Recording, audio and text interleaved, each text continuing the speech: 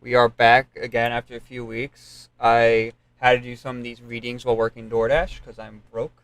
But we are here today to do arts, culture, and the future of America's communities. Let's just get started here.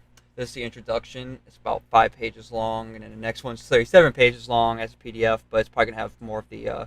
In fact, here, let me real quick uh, pull up these articles in case they have any images. Yeah, they do.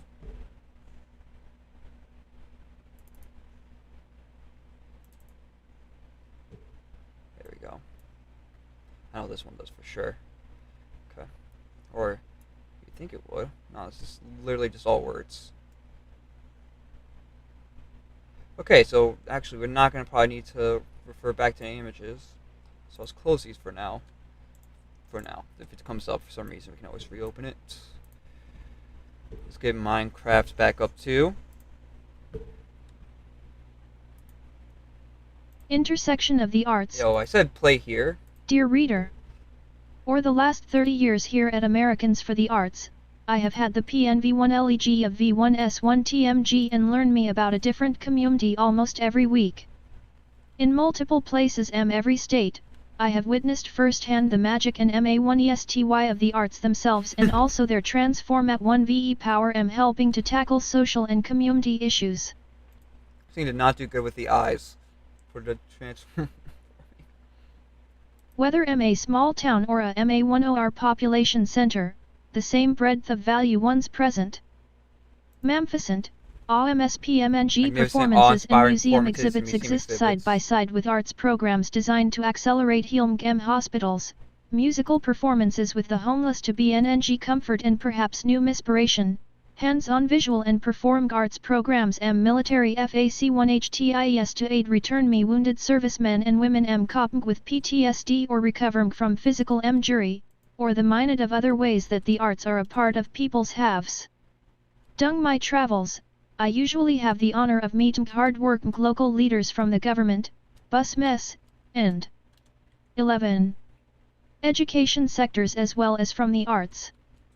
When a mayor or county commissioner proudly talks about her homegrown arts treasures while the same breath explaining the economic and employment benefits of the arts to her community or the attractiveness of the arts offerings there as a cultural tourism destination at 10 it is clear that the arts are valued as a source of pride and identity and as a positive contributor to growth. Although the arts have delivered this spectrum of entertainment, inspiration, and transformative value for as long as humankind has existed, they have faced a roller coaster of recognition one on and margmas at 10 our country since even before our founding. Excuse me, that seems kind of important. What does she say here? Or they say? I guess I'm assuming because of the voice I'm using. Although the arts have delivered this spectrum of entertainment, inspiration, and transformative values for as long as humankind has existed, they have faced a roller coaster of recognition and marginalization in our country since even before its founding. Okay. We are now, however, at a moment where there seems to be an increased recognition of the broad value of the arts. That provides us with an inflection point at which to explore, discuss, and recalibrate what it takes to advance the arts and arts education in America. This book of 10 essays provides an opportunity to look at ideas that might help a community invent or reinvent how the arts fit MTO it.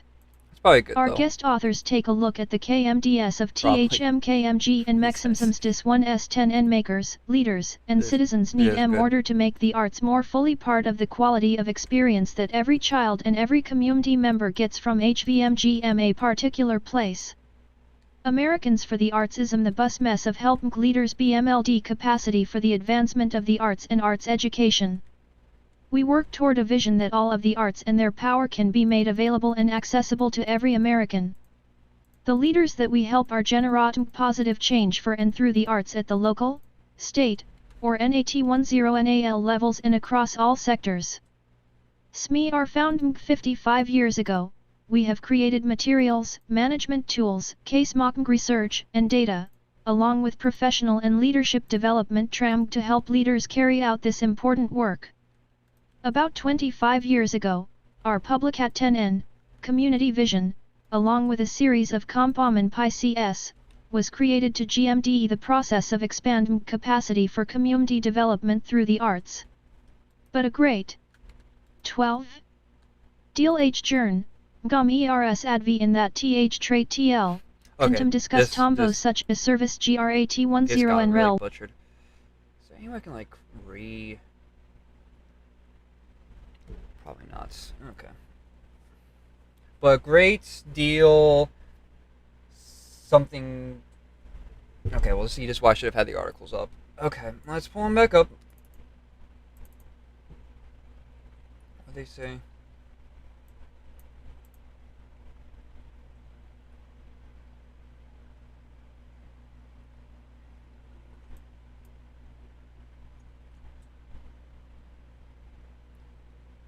Since our founding 55 years ago, we created materials. Where is this? But a great is what I need to find.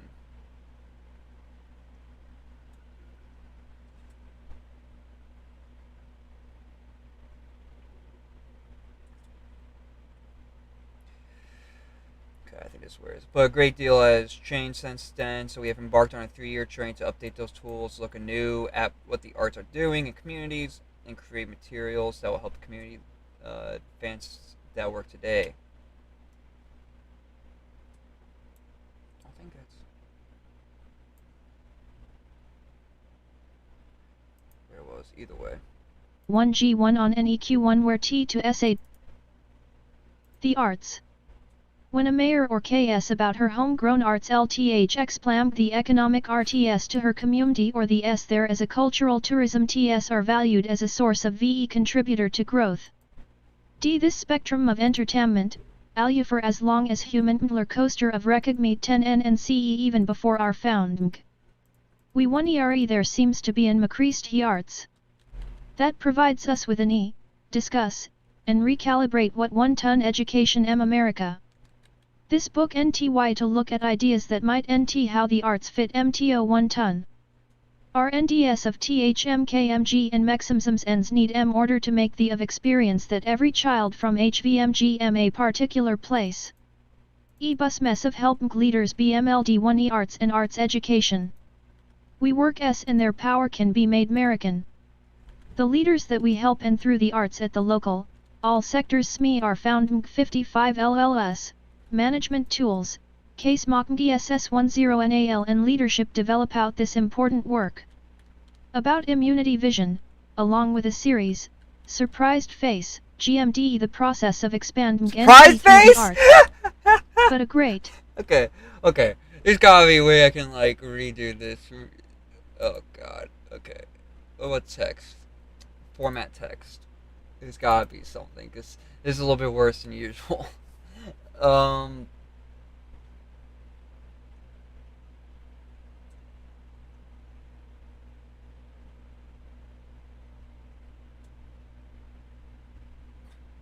damn it.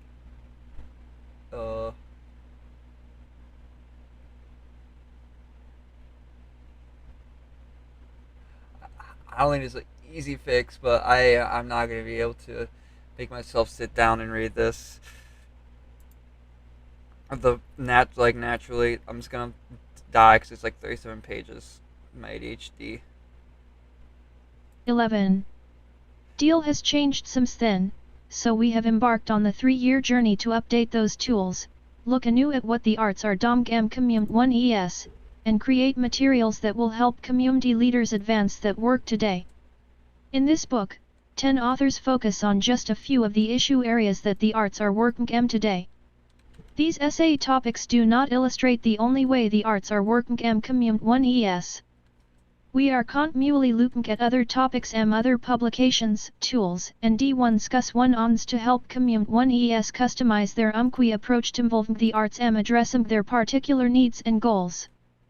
Such ad 1T1 onal issue areas McLeod, the reentry of active military service members, veterans, youth at risk, crime prevention, IMM1 GRAT10N, technology, disease, drug abuse, housing, faith and religion, and perhaps most importantly cross-cultural understanding and equity.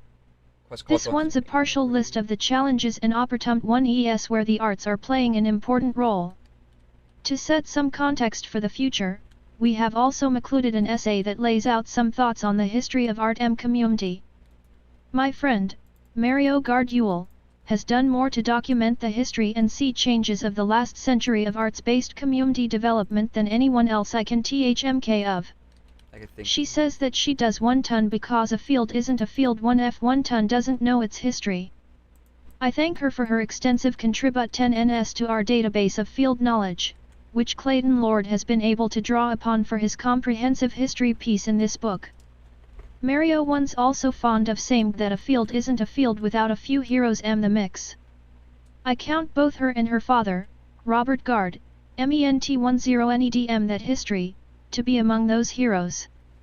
Our field of non-profit arts organs at 10NS and MD1V1 duals work to advance the arts and to create better community 1ES through the arts one's constantly evolving, constantly reinventing and understanding of itself and its role in this great American experiment. But the field 13 should never waver on the deeply rooted belief its essential necessity to the world. We are a period of evolving understanding right now. The broad transformative power of the arts as a means to help create solutions to a broad array of social and economic issues is a big part of the value of the arts today's American community. The rising demand for deeper accountability for what the arts brmg to the table terms of social welfare along with the advent of new sources of data, technology, and processing power to make previously MV1S1 BLE connections V1S1 BLE brmgss to a pivotal moment. The arts are P01SCD to be fully integrated MTO a nuanced, deep, and powerful conversat 10N about who and what is needed to create healthy, equitable communities for everyone. The arts are valuable. Artists are essential. Arts Educat 10N is critical to keep Gamenka creative and competitive order to meet the challenges of the 21st century. The arts are a strong partner the solution to these challenges and can be even stronger the future.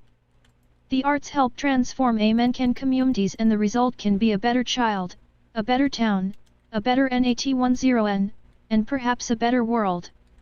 My hope is that this book of ideas can help that transform at 1VE journey.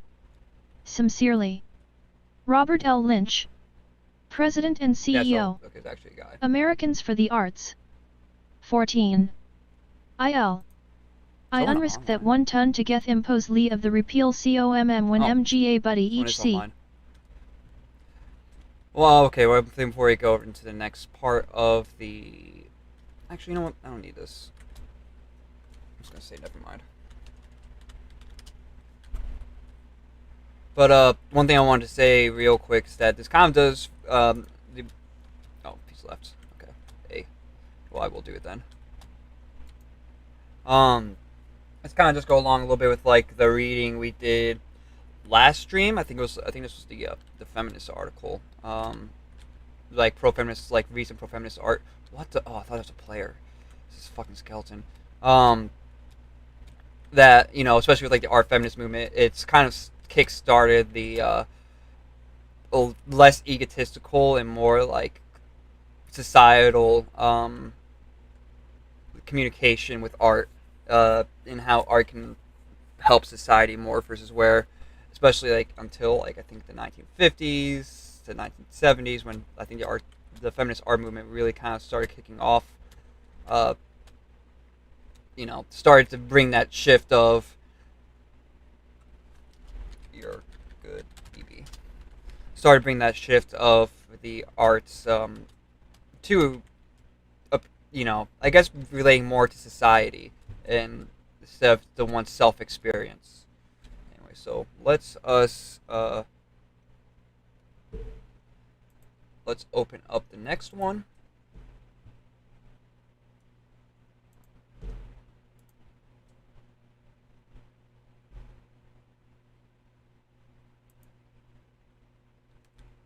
Belief its essential solving understanding nght the arts as a means to help in economic issues is a American community. Tabidi for what the arts, along with the... Okay, refresh. Again, so...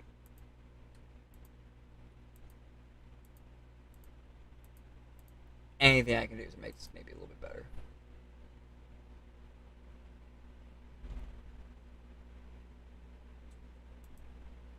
I'll do that.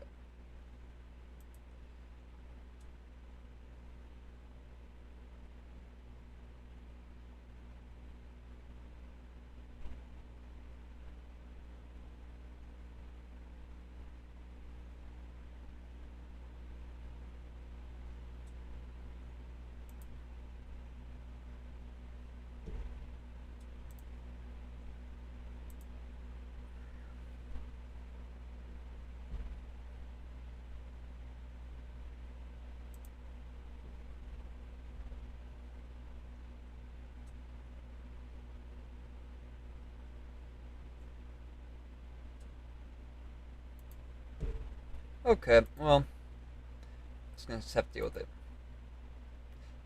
Hey, if you then you know who I'm talking about. If you need to, if you don't want to stick around for this, that's understandable. It's kind of a little rough. The advent of SSMG power to make Previs to a pivotal moment. The nuanced, deep, and POWER1EDED to create healthy. Adiol. Arts Educat 10N is competitive M order to meet, are a strong partner M the N stronger M the future. Middies and the result can NAT10N, and perhaps AF ideas can help M that he story of the arts and the communities of Amenka is a love story spooled out over the entire history of the NAT10N. It has all of the hallmarks of a Shakespearean play, as yet unresolved as a comedy or a tragedy, unknown M nature for the fact that it is Chrome Kali Lakunk M the moment when all the threads tie together. That part is still Bimguntan, and like all of history, it's impossible to actually see how far from the satisfactory end we are. Like many love stones that have gone on for some time, the story of the arts and the communities of Amenka is one of resounding, repeating famihanti of getting close, of bim pushed away, of come to the rescue, of healing the heart and then bim pushed aside when health has returned, of taking each other for granted, of walking away, of come back. Hold up, wait. Like many love stories have gone on some time, the story of the arts and communities in America is one of resounding, repeating familiarity, of getting close, of being pushed away, of coming to the rescue, of healing the heart and then being pushed aside when health has returned, of taking each other for granted, of walking away, of coming back. Both the arts makers and community builders have approached each other with short... Oh god, this really had a lot of trouble. I'm afraid it's not been usually this bad. Short something, learning each other's quirks and specialties anew every tune, each moment a little different, yet somehow same recurring dream, naive, something worthy of the best Elizabethan prose. Just basically saying that, you know, good times bring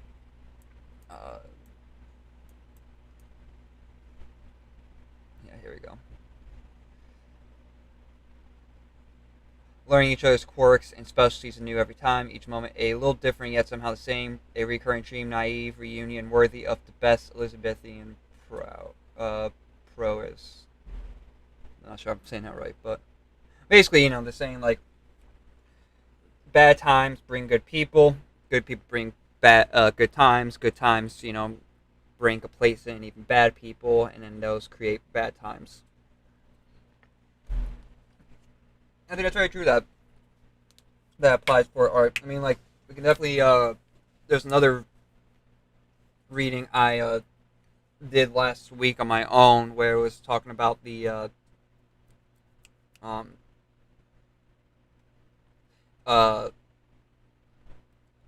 during the Civil War and stuff, the depiction of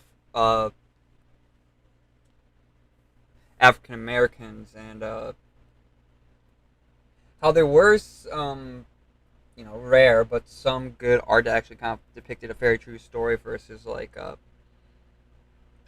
ones that were very more naive and white knighty, like the for one, the idea that the Emancipation Proclamation uh, completely ended and saves the black people is kind of like a white knighty thing, but also that like the problem was over after the Civil War. It was obviously very naive, and yeah, it was, there was a lot of artwork that kind of promoted this idea that we kind of look back now on and obviously kind of realize how much more wrong that is into reality.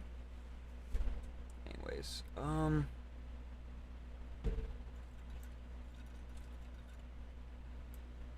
okay, real quick, actually, I want to try something.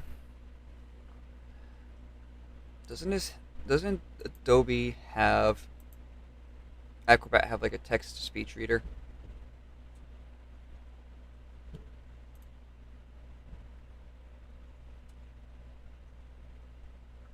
Okay, I'm gonna see if I can get that going real quick.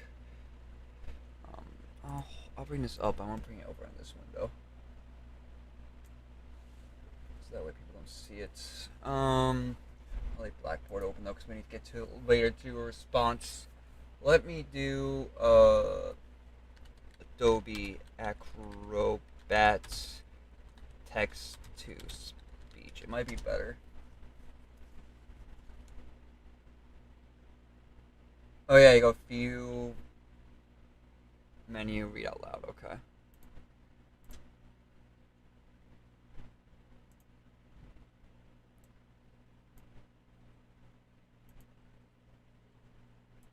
Little different and yet somehow the same, a recurring dream, naive and worthy of the best Elizabethan prose.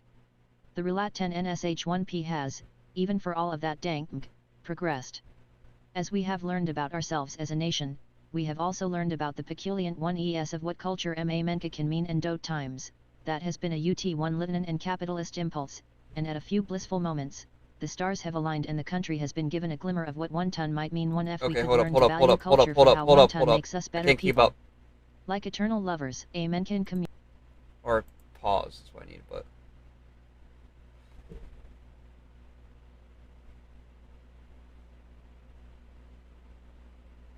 by selecting edit and preferences, that's what I need. Okay, see if we can slow that down a little bit.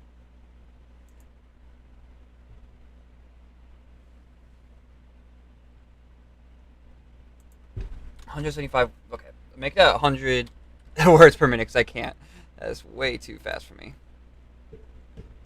View, read out loud, activate. Little different and yet somehow the same, a recurring dream, naive and worthy of the best Elizabethan prose. The Relat 10 NSH.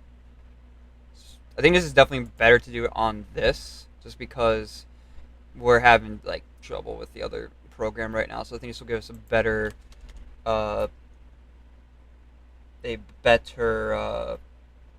chance of understanding what's going on. We'll take a 125.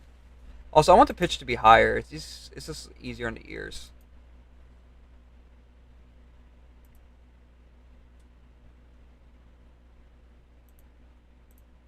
Okay, so I just need to like stop, I guess, again, and restart. Little different and yet somehow the same, a recurring dream, naive and worthy of the best Elizabethan prose. The Relat 10 NSH1P has, even for all of that dank, progressed. As we have learned about ourselves as a nation, we have also learned about the peculiar one es of what culture ma menka can mean and dote times, that has been a UT1 litenan and capitalist impulse, and at a few blissful moments, the stars have aligned and the country has been given a glimmer of what one ton might mean. One F we could learn to value culture for how one ton makes us better people.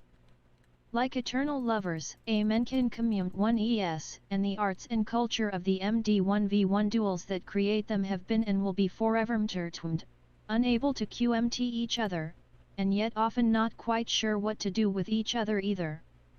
We are, M2000. What did that say? See, that's why I like the other one a little bit more better. Like, at least for one, pause it easy, and two, it kind of kept track of where it was on the thing. So that's kind of, it sucks, but also, what's this language that they're using? Like eternal lovers, America's communities and the arts and culture are of the individual that create them have been and will be forever entwined. unable to quit each other, yet often not quite sure of what to do with each other either. We are in 2015, the year before the bad times, and then way before the before times. Anyways. And 15. On the cusp of a future where an alignment of cultural awareness, information and availability, technology, and ease of transportation could create a golden moment of blossom. Deeply engaged art 1st1c output ma menkin commute 1es. They're very optimistic. That great moment may happen regardless of how well we understand what has come before. But one ton ones like Bikendg. We act now as though we have to invent the bike anew each time, like an amnesiac with a spark of millions d1 governing the wheel and spoke. The truth once the pieces have been made and put together and used before, and lessons learned, and heroes made. THMK of all that time we could be NDMG, getting farther down the path. 1f we had IST noticed the pre-made bike beside the road instead of the raw materials WA1TMG to be molded. This essay is a journal of sorts, a dear diary of the to and fro of the arts relat 1 on 1p with Amenka's commune 1es and the Great Amenkan community, which the arts sector has grown up alongside of everything else that makes this country great. It's a story that, like all love stones, one's necessary to know one if you want to understand the history that one's been brought to our next journey together. We cannot move forward together to create the vibrant, healthy communities of tomorrow one if we don't know all of the wounds and wonders that have come before. That's very true. You know, it's kind of like the ignorance, the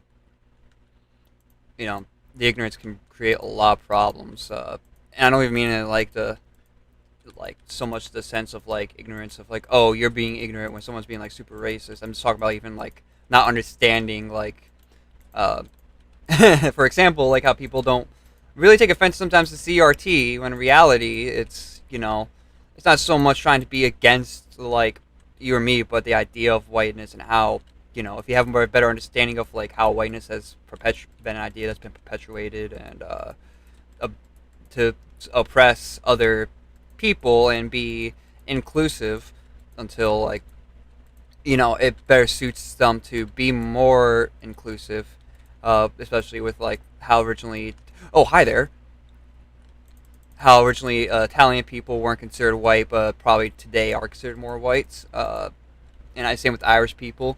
I think that kind of applies in the same way. Also, we're just gonna like wait up here because we need to wait for some stuff to grow as well as the villagers to just chill. So I'm gonna eat some food.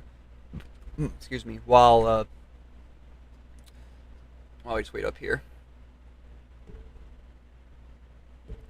Okay. At the birth of our nation, John Adams, Ma 1780 letter to his wife, Abigail, set the stage for the first blush of this arts community love affair when he discussed a yearn me for what was to come. Written from pens, Adams told his wife of a walk through the Tuileries Gardens and W1SHMG to dive deeply into the art and sculpture there but been unable to find the time among the many meximks of creating a country. Government 1 ton one's my duty to study, he said. What? I gotta read that again. Writing from Paris, Adams told his wife of a walk through the Tuileries Garden and wishing to dive deeply into the arts and sculpture there, but being unable to find the time among the many mechanics of creating a country. Okay. I want to see where this leads to. Must study poetics and war that my sons may have liberty to study mathemat 1 CKs and philosophy. My sons ought to study mathematics and philosophy, order to give their children the right to study poetry, music, architecture, statuary, tapestry, and porcelain.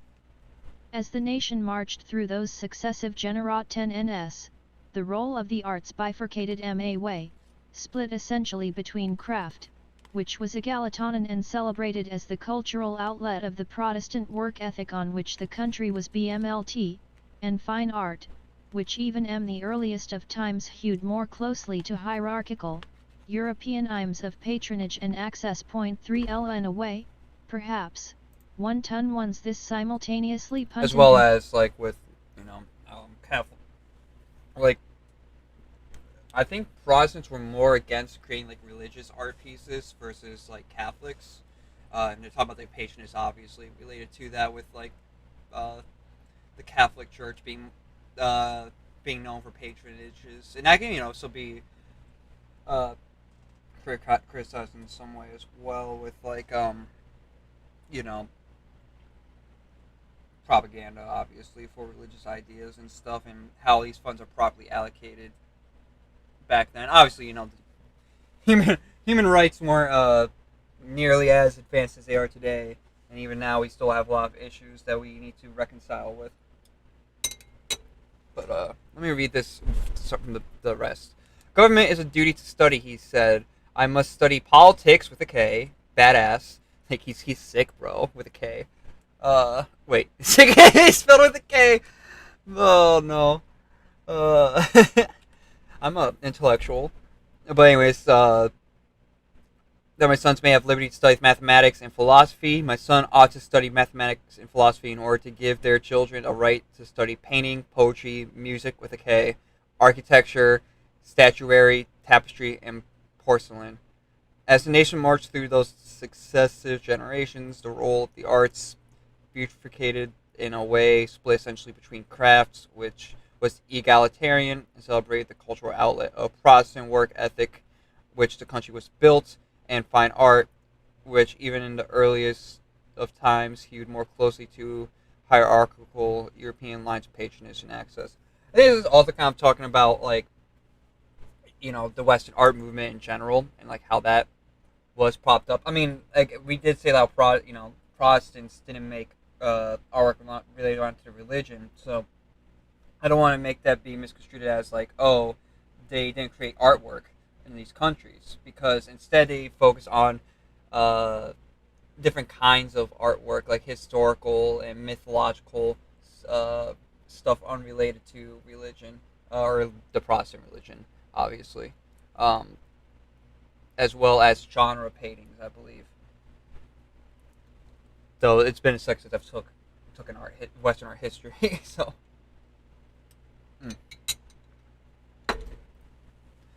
Let's see. Let's in a way, perhaps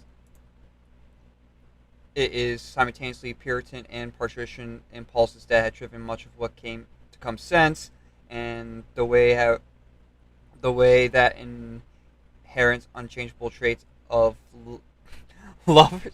Why is the writer's horny? Okay, or at least lonely. Which fair, but the way that like you might want to be careful like how you choose to write that. Oh god.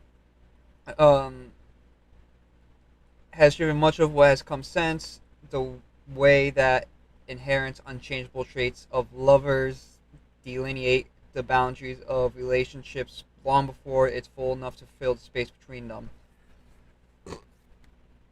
I think this is kind of just talking about like how limiting the art world can be sometimes, and we kind of still face this today. I think there's, for one, I think there's like kind of disconnect with like high art and what's kind of understand it as like, oh, like being creative and being artsy and stuff, and be doing like crafts and all that, versus like what the high art world wants and pushes and stuff, and it's a lot more closed in. And that's something I've always kind of been critical of. I think on one hand it's really cool that like the art world thinks so deeply about art, and comes up with very complex ideas. But like, there's a really good example of this with like photography that I've been in my photography class I've been studying. That came up where like on the surface level, like art, like there's been a big push in art galleries for like more natural looking photos instead of like these pristine, but they're all kind of still the same, like, oh, look at this pretty thing. Well, versus like what's kind of really like maybe underground, but it's going to be written in like art history textbooks like 30 years from now, is like the creation of like, how photographs kind of capture the moment of realness, how like deep faking and putting stuff into it is going to be like the it's going to be talked about a lot. Like there's this one book that was kind of talking about like fake news, and like it was made during like the beginning of the pandemic and stuff, but it was around election time too, obviously. um, and the photographer felt like he didn't really get great photos, but he wanted to kind of talk about like how there's all this propaganda that media can't be trusted, and that the election was stolen, obviously. But and he decided to go further with the photos, and you couldn't tell, but he like did a lot of deep faking stuff with these photos, and they're not real, but they look real, right? So kind of it goes along with that idea. And but this isn't like mainstream like art stuff. And then, of course, you also got like the banana on the wall, which gets criticized a lot, right? So it's hard. It's with like, how do you connect high art and like what society's expectations of art are? And this has always been an issue too. Again, with like the Emancipation Proclamation stuff, there was for one an agenda associated with that, but the agenda being like, oh, hey, African American our slaves are freed because of the government. The government is so great, while very few art pieces talked about like this transition of like the black man trying to. Hold up. Just give me 1 second here. Fucking roach. Anyways, where was I? It was about I was talking about the Civil War. Dark came directly after and stuff, and like there's a sculpture that was talked about where it was, for one, like the first sculpture to like depict an African American man, and that's kind of was very rare even during that time, because obviously there's still like a lot of racism going on. And it was kind of him like midway from either getting up or sitting down like on a log. His hands, the chain's broken, but the chain's still on his hand, and it's kind of like contemplating like what does it mean to be free, especially with like still society being racist and oppressive, obviously. So there's always kind of been like a disconnect with like what art has been popularized and promoted versus like what's talked about in the high art world. I guess you could always say like then maybe having a more well-informed public is the key. Obviously, like the first reading we did talked about propaganda and how it was threatening the key to democracy, which was a well-informed public. But like, how do you perpetuate good ideas further then? Again, especially without being like, while fully grasping the idea of the situation. Like, obviously, there's a lot of people who are don't understand what they're talking about, including me. I'm a fucking idiot, but I try to perpetuate ideas and stuff that don't fully really grasp the whole situation and aren't very truthful to the situation, even if unintentionally. So it's a hard issue, but I do think it is an issue we need to solve. Anyways, that was a long rant. Let's get back to patrician impulse that has driven much of what has come since.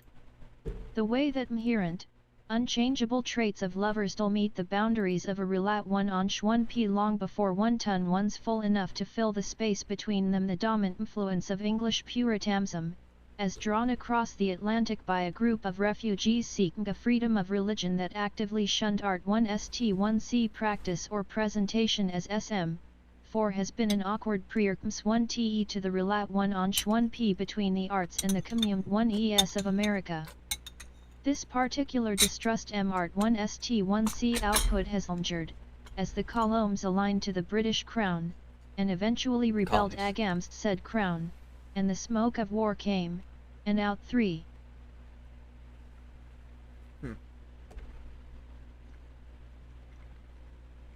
The dominant influence of English Puritanism as drawn across the Atlantic by a group of refugees seeking freedom, a religion that actively shunned artistic practices or presentation as sin, has been an awkward prerequisite to the relationship between the art and the communities in America. That's actually interesting. This particular distrust in artistic output has lingered as the colony. Shit. Oh shit, they're calling me out, I think, after what I just said. This particular distrust in artistic output has lingered as colonies aligned to the British Crown, and obviously not, by the way. I'm talking about something a lot more complex. First, they're talking about, well, I think there's truth and falseness in this. If you're just trying to purely say art practice in general is a sin, which I think they are more talking about, then yeah, that's not what I'm talking about. I'm not trying to say all art's bad, obviously. I'm just saying that we need to reevaluate how we properly present art. This particular distrust in artistic output has lingered as the colonies aligned to the British Crown and eventually rebelled against the Crown. Smoke 4 came and out. Of it the protection of life, liberty, and the pursuit of happiness, but only the famtest glimmerings of a guaranteed cultural life amidst the hard work of Mokanga country. As the country aged, and the particulars of the tug away from England faded, some of Adams' prognostications came to pass. A strong C1v1C threat emerged, and M1840, the French author Alexis de Tocqueville marveled at the American propensity to create volunteer-based civic organizations to address societal issues of importance. At the same time, de Tocqueville had no illusions about how marginal the American focus on anything but driven success and economic pursuit, the exclusively commercial habits, which seemed to divert their MMDS from the pursuit of science, literature, and the arts was, and noted the proclivity for Americans to focus upon purely practical objects. Holding up American society as an exemplar of the CAP1TAHST impulse, he noted that the taste for the useful predominates over the love of the beautiful. 5 In prescient words, given the growing divide among the haves and have-nots that would come during the next 50 years, de Tocqueville further articulated the corresponding SPHT between the art of communities and dense reading. I'm gonna read all this. Keep Minecraft up. I don't want to get logged out. I need the villagers to respawn their trading stuff. As the country aged, the particulars of the tug of war from England faded, and some of Adams' prognostications came to pass. Oh, wait, look at that. They were talking about that earlier. A strong civic threat emerged in the 1840s. French author Alexis de Tocqueville marveled at America's propensity to create volunteer-based civic organizations to address social issues and importance. At the same time, de Tocqueville had no illusion about the marginal and American focus on anything but driving success in economic pursuit. Again, kind of like what we were talking about earlier with the Civil War stuff. The fine arts. As the country marched further into the age of industrialization, this SPHT would firm, and as mockmation and the Repit 1T1VE process of the assembly LME replaced artisanal craft, two trends began: a myopia among the upper class around the boundaries of catch up all the way.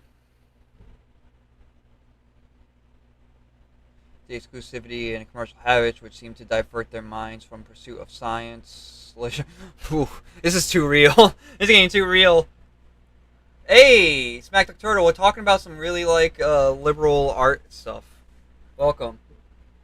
We're gonna have to do a Halo stream sometime.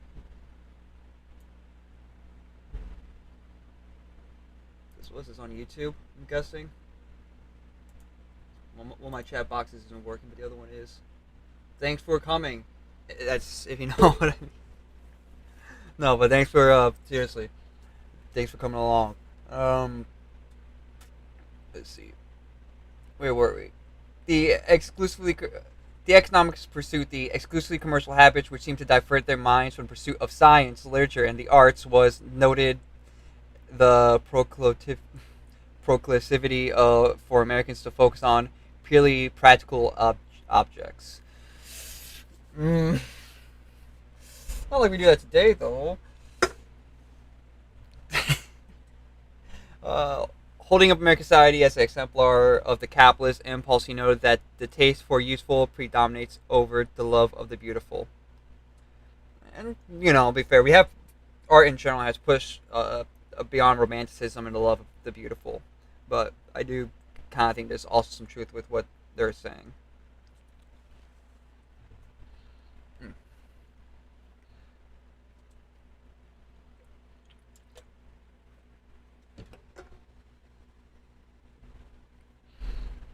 Yeah, let me get Minecraft back up before I get logged out again. While we're waiting for the villagers. In prescient words, given the growing divide among the haves and the have-nots that would come during the next 50 years, de Tocqueville further articulated the corresponding split between the art of communities and the fine art. Dude, this guy literally read my mind from the past, bro. This guy's fucking time traveler. Literally just talked about this shit. As countries marched further into the age of industrialization, again, it's Max Trophy still here, but I said was that I think there's like a split between like the high art versus like the art of the communities, like the regular society. Oh god. As the country marched further into the age of industrialization, the split would firm, and as machinations and the repetitive process of the assembly line replaced artisanal crafts, two trends began: a myopia among the upper class around the boundaries of true art, which did not extend to the working class, and a genuine, if top-down, desire to improve the lives of those deemed less fortunate through civic intervention. Wait, I gotta reread that. I mean, a myopia among the upper class around the boundaries of true art, which did not extend to the working class, and a genuine, if top-down, desire to improve the lives of those deemed less fortunate through civic intervention. Basically saying that like it's kind of weird and hypocritical that like they were trying to set boundaries for what is considered true arts, especially with industrialization, and this is something that did happen with like especially with like graphic design was in the printing press even kind of brought this, because books were considered like these very artistic, handmade, beautiful pieces. That's what they're talking about, like artisanal crafts as well as like other stuff. But one I specifically know was like with like that studied is like graphic design. And it wasn't really until around the 1940s and 1950s when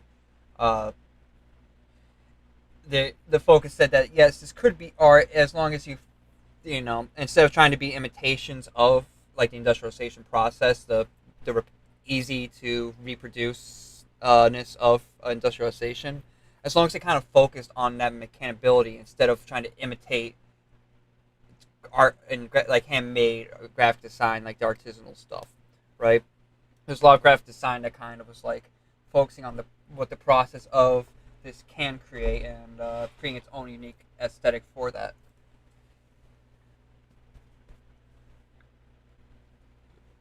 Excuse me.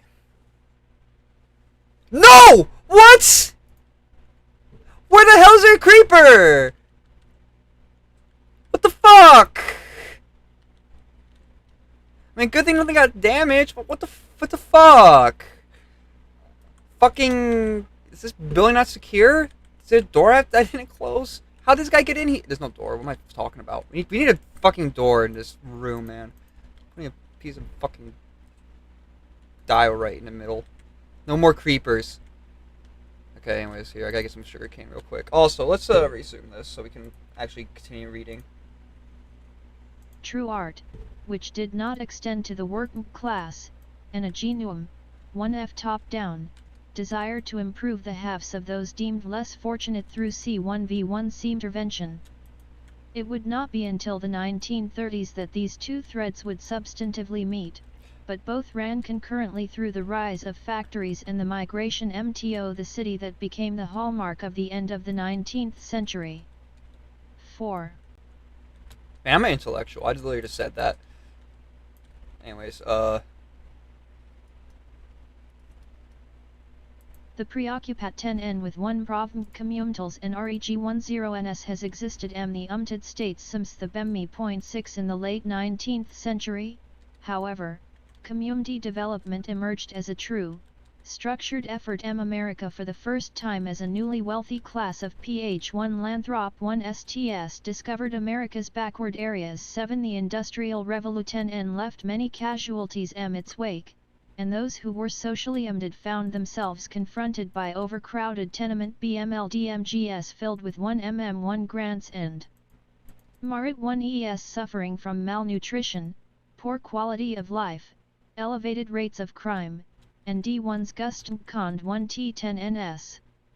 On a related, but perhaps ultimately shallower note, unsightly slums grew city centers, creating D1 spleism visuals for those more fortunate, and a corresponding exodus to the suburbs left swaths of many C1T1ES underpopulated and uncared for. 8 out of these Cond 1T10NS emerged two movements, one designed predominantly to address the needs of the people impacted by industrialization and one designed more squarely to address aesthetics and the crumbling infrastructure of C1T1ES left to tenements and factories, abandoned by those who could afford to. Imported from England the M1D1880S. The settlement house movement was aimed at the new impoverished class that emerged with the rise of the Industrial Revolution, particularly new 1mm1 grants come MTO Meyer USC 1 Okay, I get it. You can't. Stop. Oh, I didn't even stop. Fuck. Now it's gonna restart so fucking thing. Okay, let me read some of this real quick. Pull up Minecraft here, so I don't get logged out.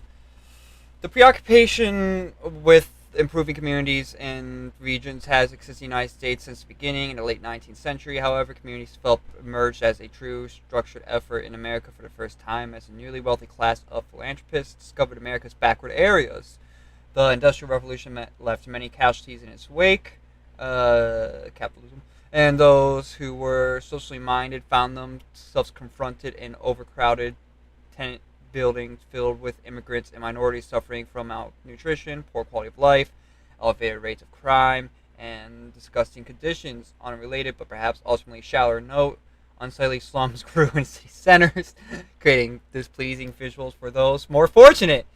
We'll see. That's why capitalism works. People don't want to see unsightly slums and find them disgusting. Well, then they will use their money to combat that, while not ultimately addressing the root of the issue. But anyways, that's besides the point. Said the capitalists. Anyways.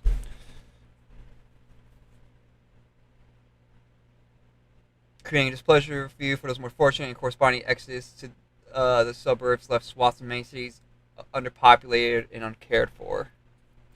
Out of these conditions emerged two movements, one designed predominantly to address the needs of the people impacted by industrialization, and one designed more squarely to address the aesthetic and the crumbling infrastructure of cities left to tenements and factories abandoned by those who could afford it, who could afford to. Oh, damn.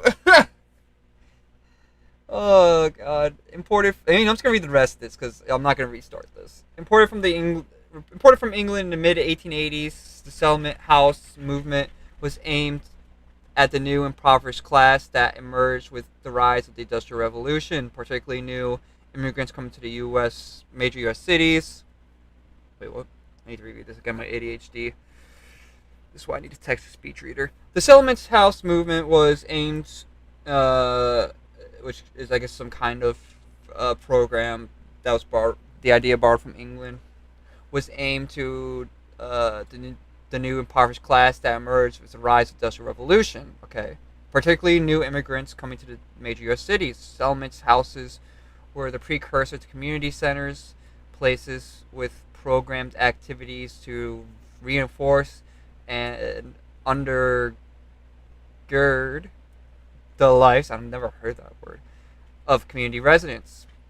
The most famous settlement house, Hull House, was founded in 1889 by Chain Adams, and by 1890 there were more than 400 settlement houses throughout the United States.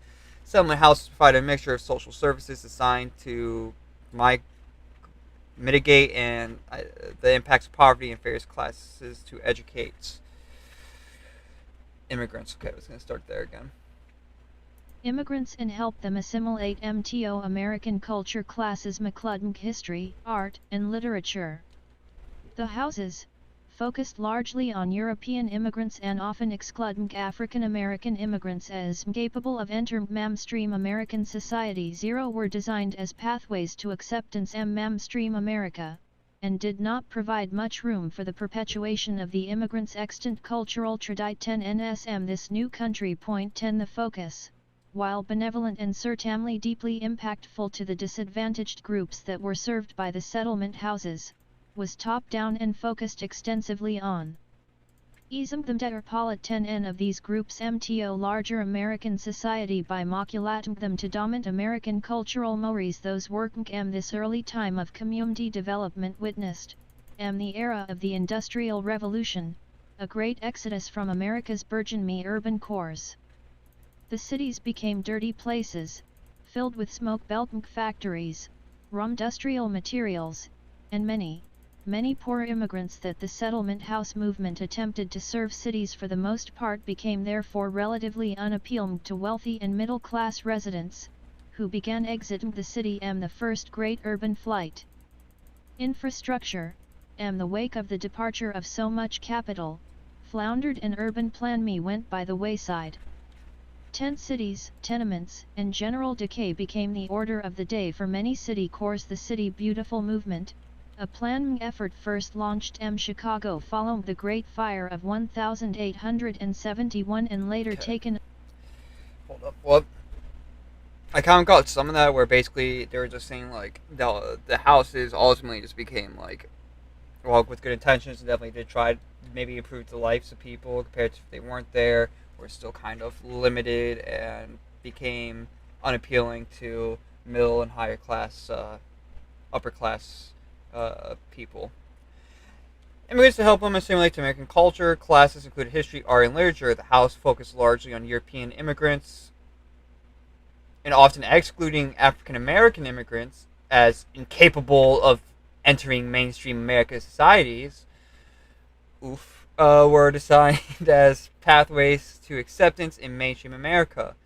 They talk mainly about like the other, at the time considered non-white immigrants like Italians and Irish, etc., etc. Were signed up pathways to acceptance in mainstream America and did not provide much room in the perpetuation of the immigrants' extant cultural traditions in this new country. So basically, they're all saying that like, oh, they didn't really like. They were really focusing on American culture and assimilating them to that without really kind of thinking about how their culture can also be integrated to our culture, right? Or still be preserved for them, which is very, something that we, especially with hindsight, know we should focus on more. But it definitely was a great error. Maybe they knew what they were doing as well back then, especially in like the 1950s was to push for structural functionalism in sociology and stuff, and that idea where it's like, oh, the community needs to be more similar to work together, which has obviously received a lot more criticism in recent years. But yeah, okay. Oh, my back. Hold up, I need to stretch real quick. Oh. God damn. I'm a freak on cam. Because I'm a fucking mutant with my fucked up back. Oh, and my neck. I'm not sure if you guys heard that one, but it was like right next to the mic, so maybe you did. Oh, jeez. Um, let's see, where was I?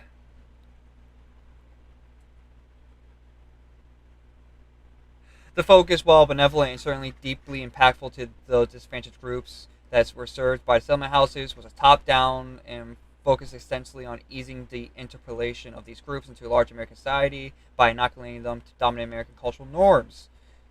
Morris? I think they meant to say what? Maybe not. I've never seen that word though. This guy who wrote these, or I guess it was 10 different essays, so it could be it's probably a different guy, but anyways, I shouldn't be mad. There's a lot more to be mad about that they're actually bringing up, which are good points. Those working in early American communities witnessed an era of Industrial Revolution, a great exodus from American burgeoning urban cores. The cities became dirty places filled with smoke-belching factories, raw industrial material, and many poor immigrants that the settlement houses movement attempts to serve cities. Oh wait, serve. I'm gonna get back to that in a second. I want to say something. That kind of actually reminds me a little bit of climate, like racist climate change and stuff, or like like how marginalized communities are more impacted by pollution, for example, because as this shows, like especially with people that aren't considered white, people who have a hard time advancing in society and making a happy living for themselves, like a happy life for themselves, are typically living in the cities more, which are considered dirty and have a lot more pollution and stuff, which ultimately like affects them health wise. But obviously we're getting like really I don't want to say far away from the reading, but like bringing up a very much more future problem that's what's being talked about right now. And many poor immigrants, the cities became dirty places filled with smoke belch factories, raw industrial material, and many poor immigrants that the settlement houses movement attempt to serve. Cities, for the most part, became therefore relatively unappealing to wealthy and middle class residents, who began exiting the city in the first great urban flight.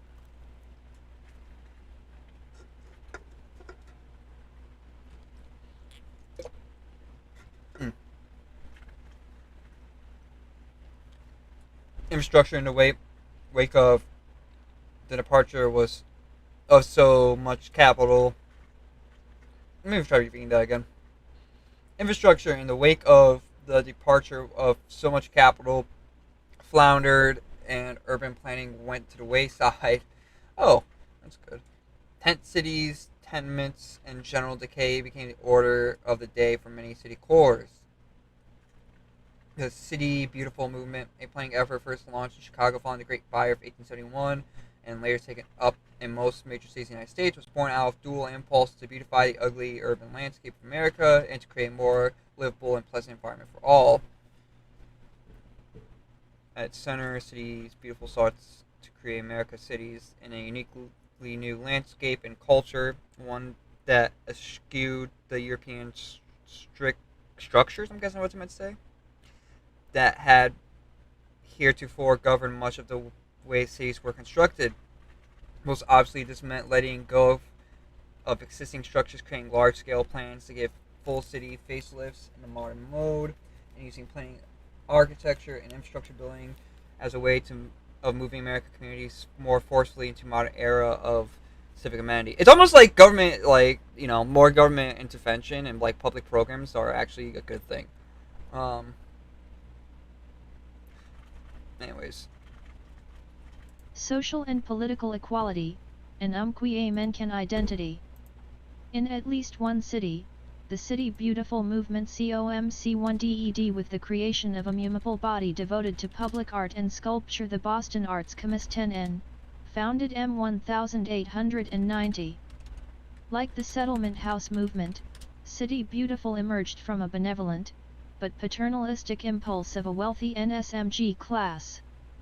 The aesthetic imposed, while developed with an eye toward egalitarian usefulness and all-encompassing C1v1 C Pnd, disregarded the existence and history of whole neighborhoods and communed 1es Part 1 particularly those that existed mcond 1t10ns that were truly unsanitary and unsafe and became, ma way, the earliest example of well-meaning gentunficat 1 on enforced homogeneity.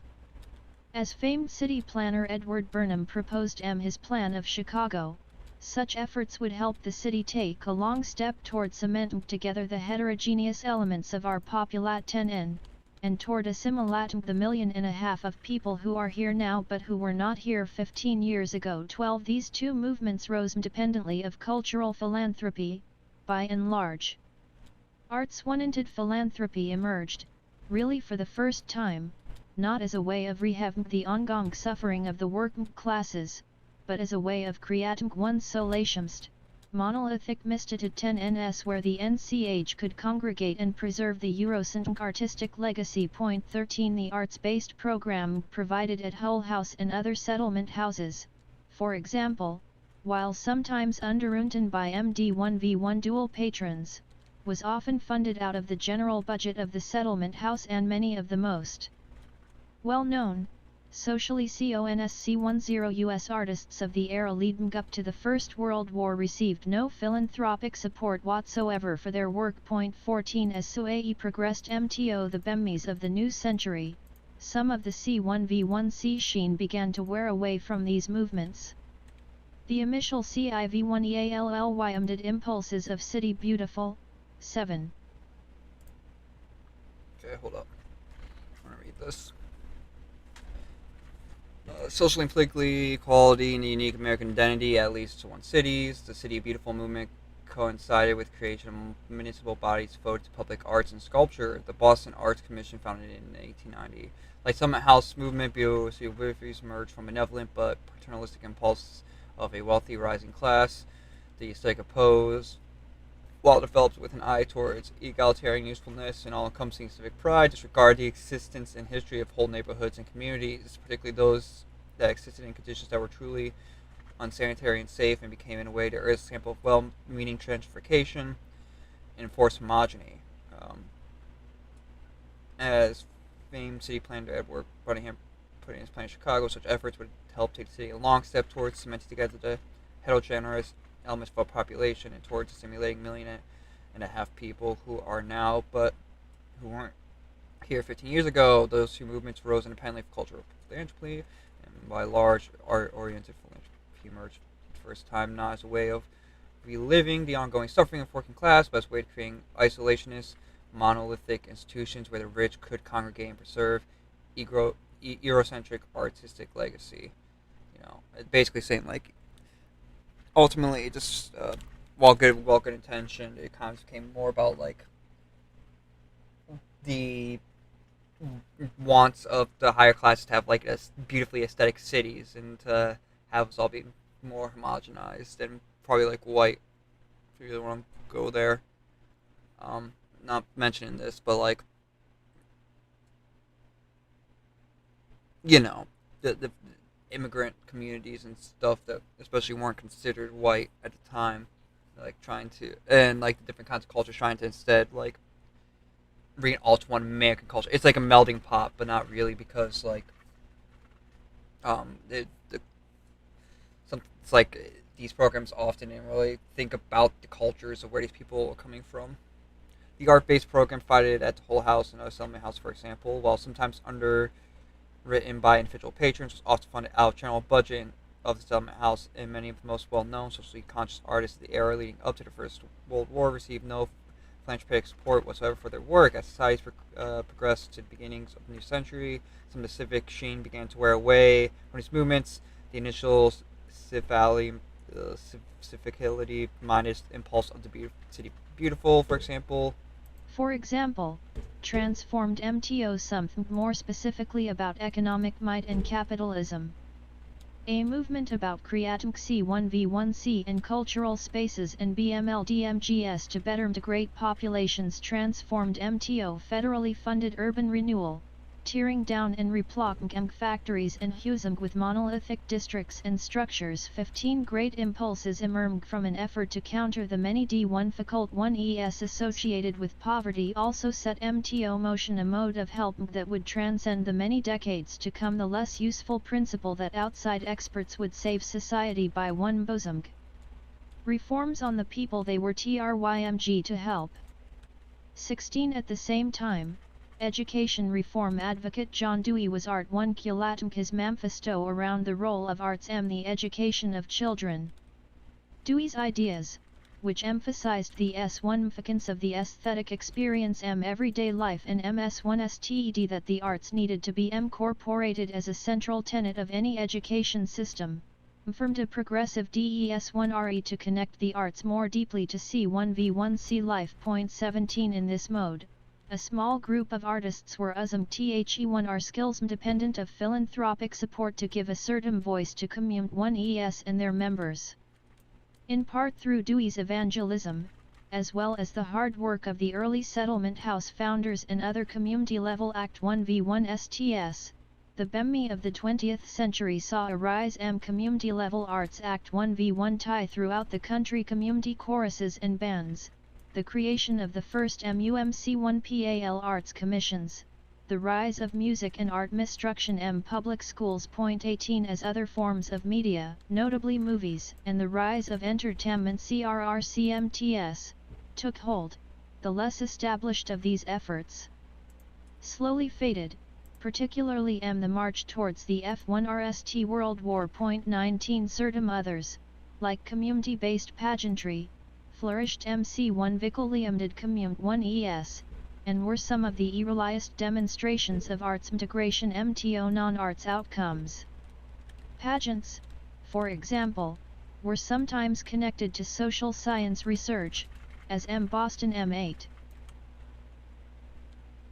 Wait, what was that last part? Okay. For example, transformed to something more specifically about economic might and capitalism. Basically, again, like the making cities beautiful came more about like showing the prowess of America versus like actually helping people.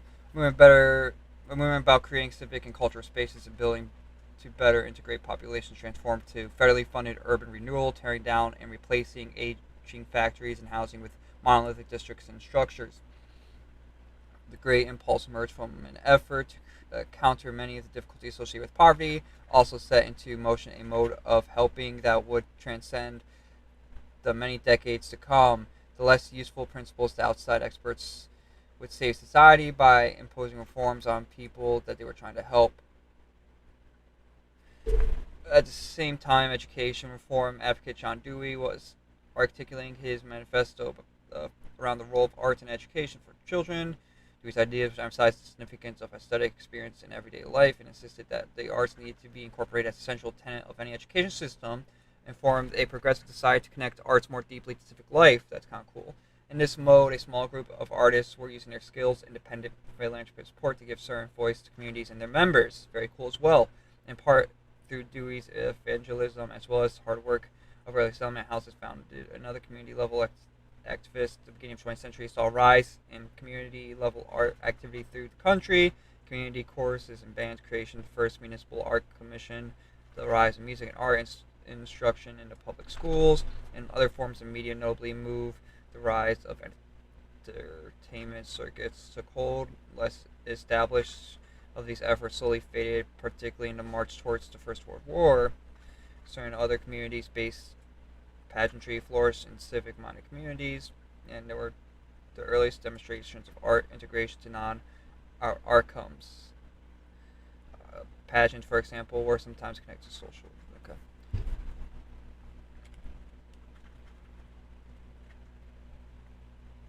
1910, when a study on social ills culminated in a large-scale pageant product 10 and feeding thousands of residents from all segments of the population presenting a theatnal V1s 10n of the city's future. 2 degree. No, I want all of that.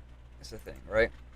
The most well-known such community-based pageant hunter was Percy Mackay, a Harvard-educated plain Manly-based Cornish, New Hampshire, who wrote a manifesto of sorts m 1912 called the Civic Theatres in relation to the redemption of leisure. In 1 ton, he laid out a role for art as a mechanism for engaging whole community 1 and for the blurring of aims between the professionals and the amateurs, the artists, and the AUD 1 ins. Point 21 His slogan of sorts was said to be the community one's the protagonist, and such works as his Mask of St. Louts, Mackay coupled community-integrated arts with a week of C1v1C dialogues about the future of C1T1 Point 22 True democracy, Mackay said, one's vitally concerned with beauty, and true art one's vitally concerned with C1T1s and Sh1P. 23 Truthfully, however, such work was the minty. For the most part, keeping with the general trends around urban development and renewal that had emerged first the City Beautiful movement and then the bolder attempts to remove blighted neighborhoods and BMLD safer, more ENT1CMG enclaves for the wealthy and can C1T1 continued. Yeah, sure, wrote manifesto of sorts. In it, he laid out the role for arts as a mechanism for engaging the whole communities and for blurring the lines between professional and amateurs, the artists. He laid out a role for art as a mechanism for engaging whole communities and blurring the line between professional and amateurs, the artists in the audience. His slogan was the sort he said to communities is the protagonist, and in such work as his Mask of St. Louis, Mackay coupled community integrated arts with a week of civic dialogue for the future cities. True democracy, Mackay says, is vitally concerned with beauty. The true arts is vitally concerned with citizenship. Truthfully, however, such works was in the minority, for the most part in keeping with general trends around urban development and renewal that had emerged in the first City Beautiful movement, and then bolder attempts to remove blighted neighborhoods and build safer, more eccentric enclaves for the wealthy. American cities continue to build large, monolithic cultural institutions, often through deep investment of small groups of philanthropists whose wealth was predicated on inequality that Mackay and his ilk were seeking to mitigate. Yeah. Monumental art museums, theaters, music halls, and opera houses were most designed without much thought for community integration and public general access. Emerged the divide between fine art and the art community, first noted by de Tocqueville, increased. And this is true too. We've there's studies that show like, poor people can't even access museums and stuff because for most part they cost money, and even when they're free, there's other like barriers like being able to get like a ride there, for example, and then trying to think some of the other ones off the top of my head. I'd have to read the article, but there's a bit of like exclusivity that's kind of built in with these, where, and it's kind of, well, gentrification, I think is the word, where yeah, sure, these philanthropists making these great institutions, but it's kind of really they're building it for themselves, not so much for the whole community as a whole in mind, like the whole community. FME art was per 10 net away, and the increased industrialized 10n of the Pinot led to a general decline the appreciation of art and aesthetics and the broader day-to-day fay of the community.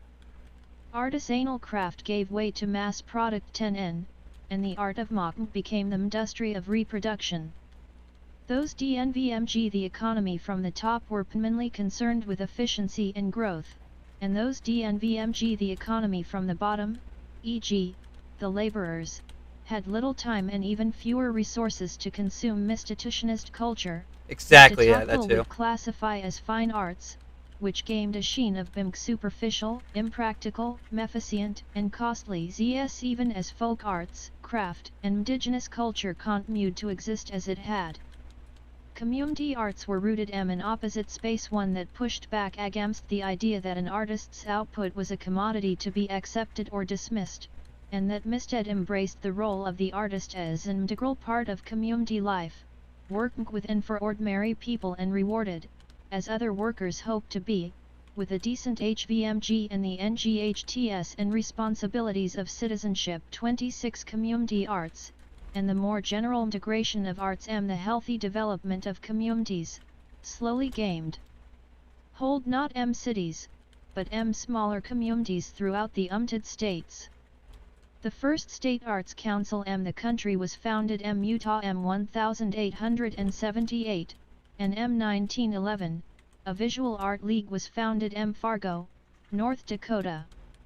Throughout the me-teens the Little Theater movement AREACT10 and to the NSE of KMMA that entailed the CREAT10 and of smaller, more intimate theatrical spaces many towns across the country took hold. As the full breadth of what industry really meant hit the American psyche, a certain nostalgia for tumble and pre-industrial revolution agranon societies emerged. 27 This desire to feel that culture was an integrated and working part of communities sowed the seeds for what would, the aftermath of the First World War and the Great Depression become the civically aimed and jobs-focused arts programs of the Works Progress Administration. 10.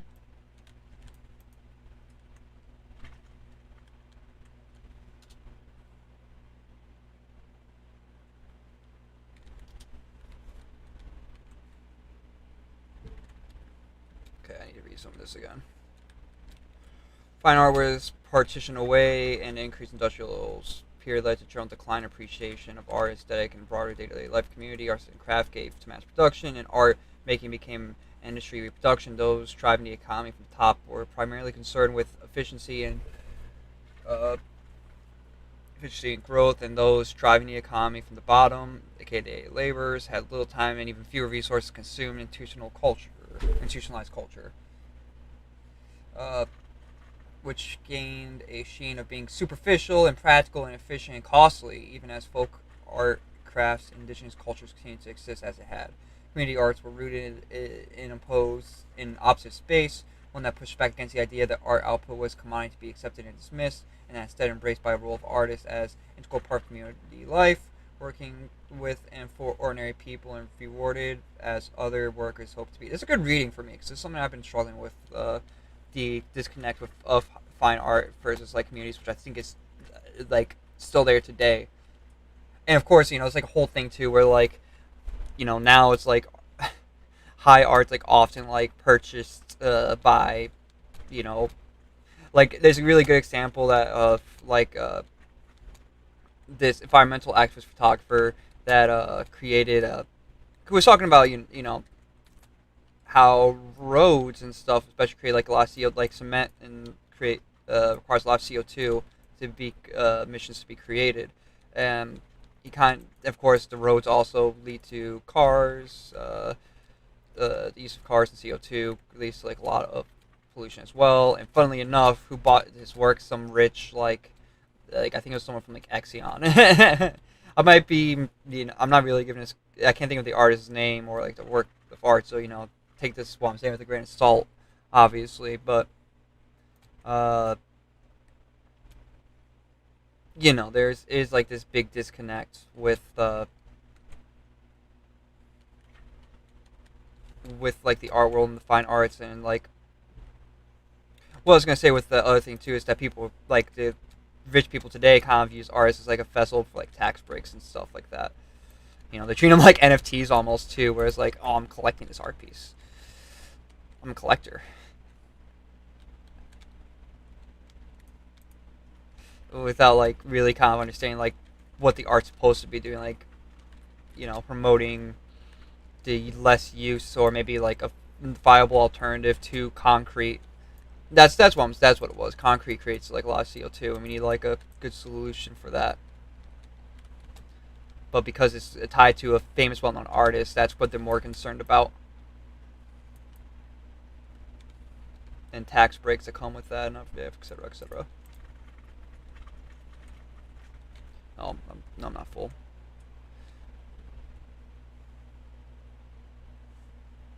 Where was I? Integral part of community life, working with ordinary people and reward other hopes with a decent living of rights, responsibility, citizenship, community art, and more generally integration of arts of healthy development of communities slowly gained hold not in cities but in smaller communities through the United States. The first state art council in the country was founded in Utah in 1878 and 1911. Visual Art Leagues was founded in Fargo, North Dakota.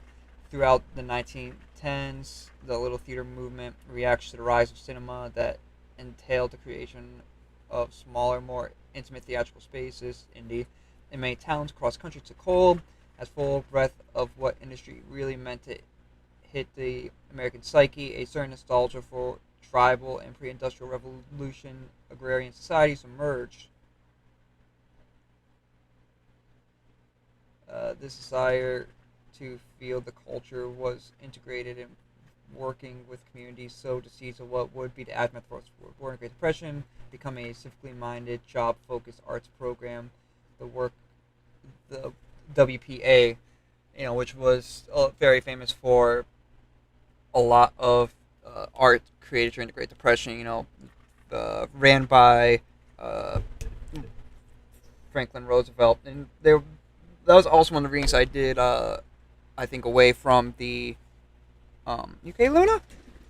Here. Hold on. You got a baby in your head? I feel good. Okay. Shit. What's going on? Ah, damn it. Okay. Hold up. I said hold up. Hold up.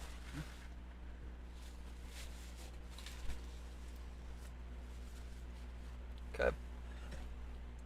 Oh, my back. Oh, my back. I'm old. Though the article I was reading, it did mostly paint it in a good light. Frank. It was very much like government controlled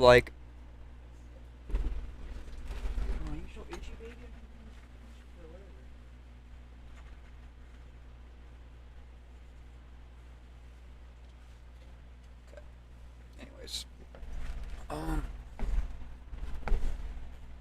where's it itching at? Where's the spot? Don't be biting your feet now. You're gonna make it worse, okay? Wait for your articles kicking fully, okay? I know.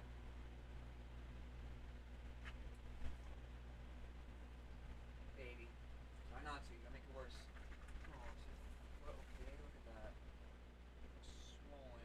Okay, that maybe.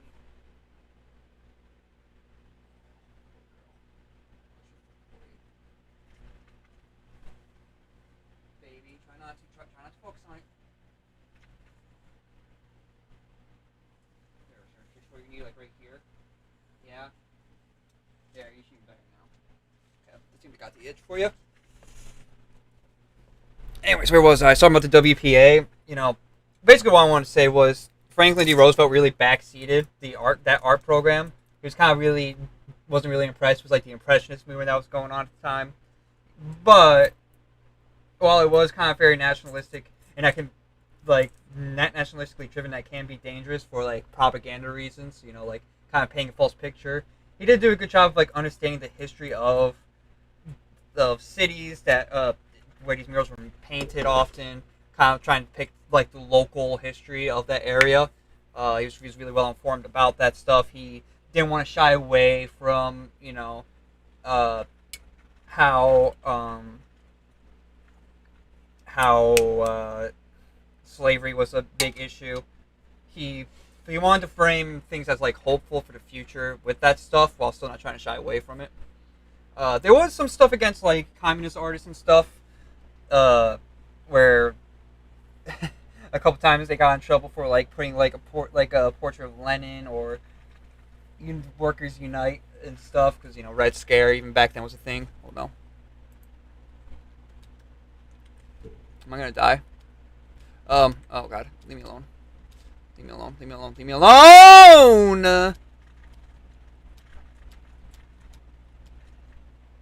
I don't want to die.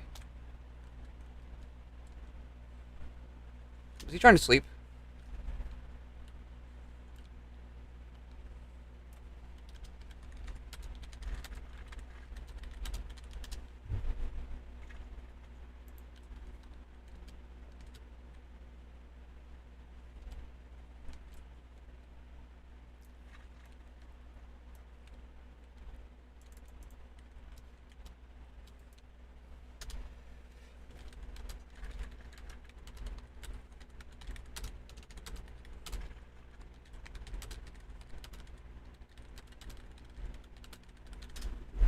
Baby, stop. Hey, hey, hey. Please. You gotta stop. You're gonna hurt your foot. I know. But really try not to, okay? You gotta make it worse.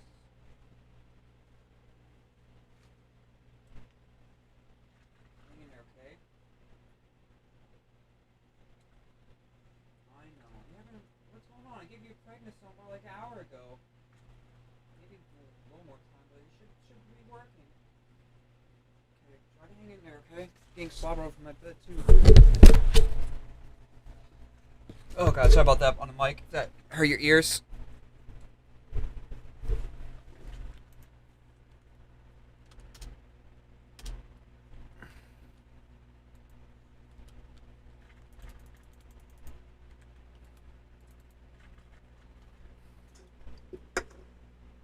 Anyways, what was I again?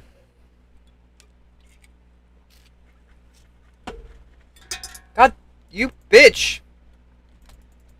Oh no. Oh no. Don't take my sword.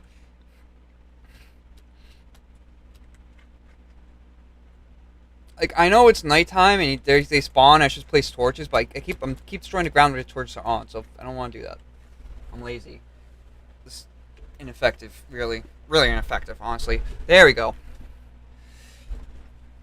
Okay. Where was I? And we're probably about to get into some of this in a second, but like, there was some stuff, it's like anti-communist stuff, how we feel about that. I think it is kind of like a little repressive, but at the time there was like other interests, it was like in the Rockefeller building, so I think he had an issue with the mural where some of this stuff happened, but, okay, what am I gonna do here? I gotta heal up. I gotta play this. The First World War and the boom and bust that followed, while extremely end times for the creation of seminal pieces of American art in all genres, mostly constituted a fallow panneau for community development through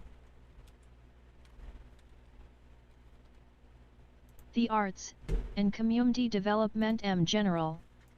The pugilistic, patriotic drumbeat of the First World War shifted MTO the decadent, GM-soaked trumpeting of the Roaring Twenties and Prohibition and the arts continued a slide away from essential and toward luxury. The nascent stages of mass media distribution created a new class of easily consumable culture, much of it designed for distraction rather than civic engagement or betterment. Okay, hold up. First World War and the boom and bust that followed, while extremely ripe terms for creation and seminal pieces of American art in all genres, mostly constituted a fallow period for community development through the arts and community development in general. The pulcherous, patriotic drumbeat of the First World War shifted into a decadent, gin-soaked trumpeting of Roaring Twenties and Prohibition. You fuck off, Spider! I'm trying to educate myself.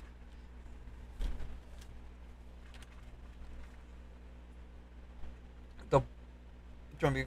The gin-soaked trumpeting of the Roaring Twenties and Prohibition, the arts continued to slide away from essential and towards luxury. The nascent stage of mass media distribution created a new class of easily consumable culture, much of it designed to distraction rather than civil engagement or betterments. True. Where very few media pieces today even do that. Squid Game. It's a political show. You see?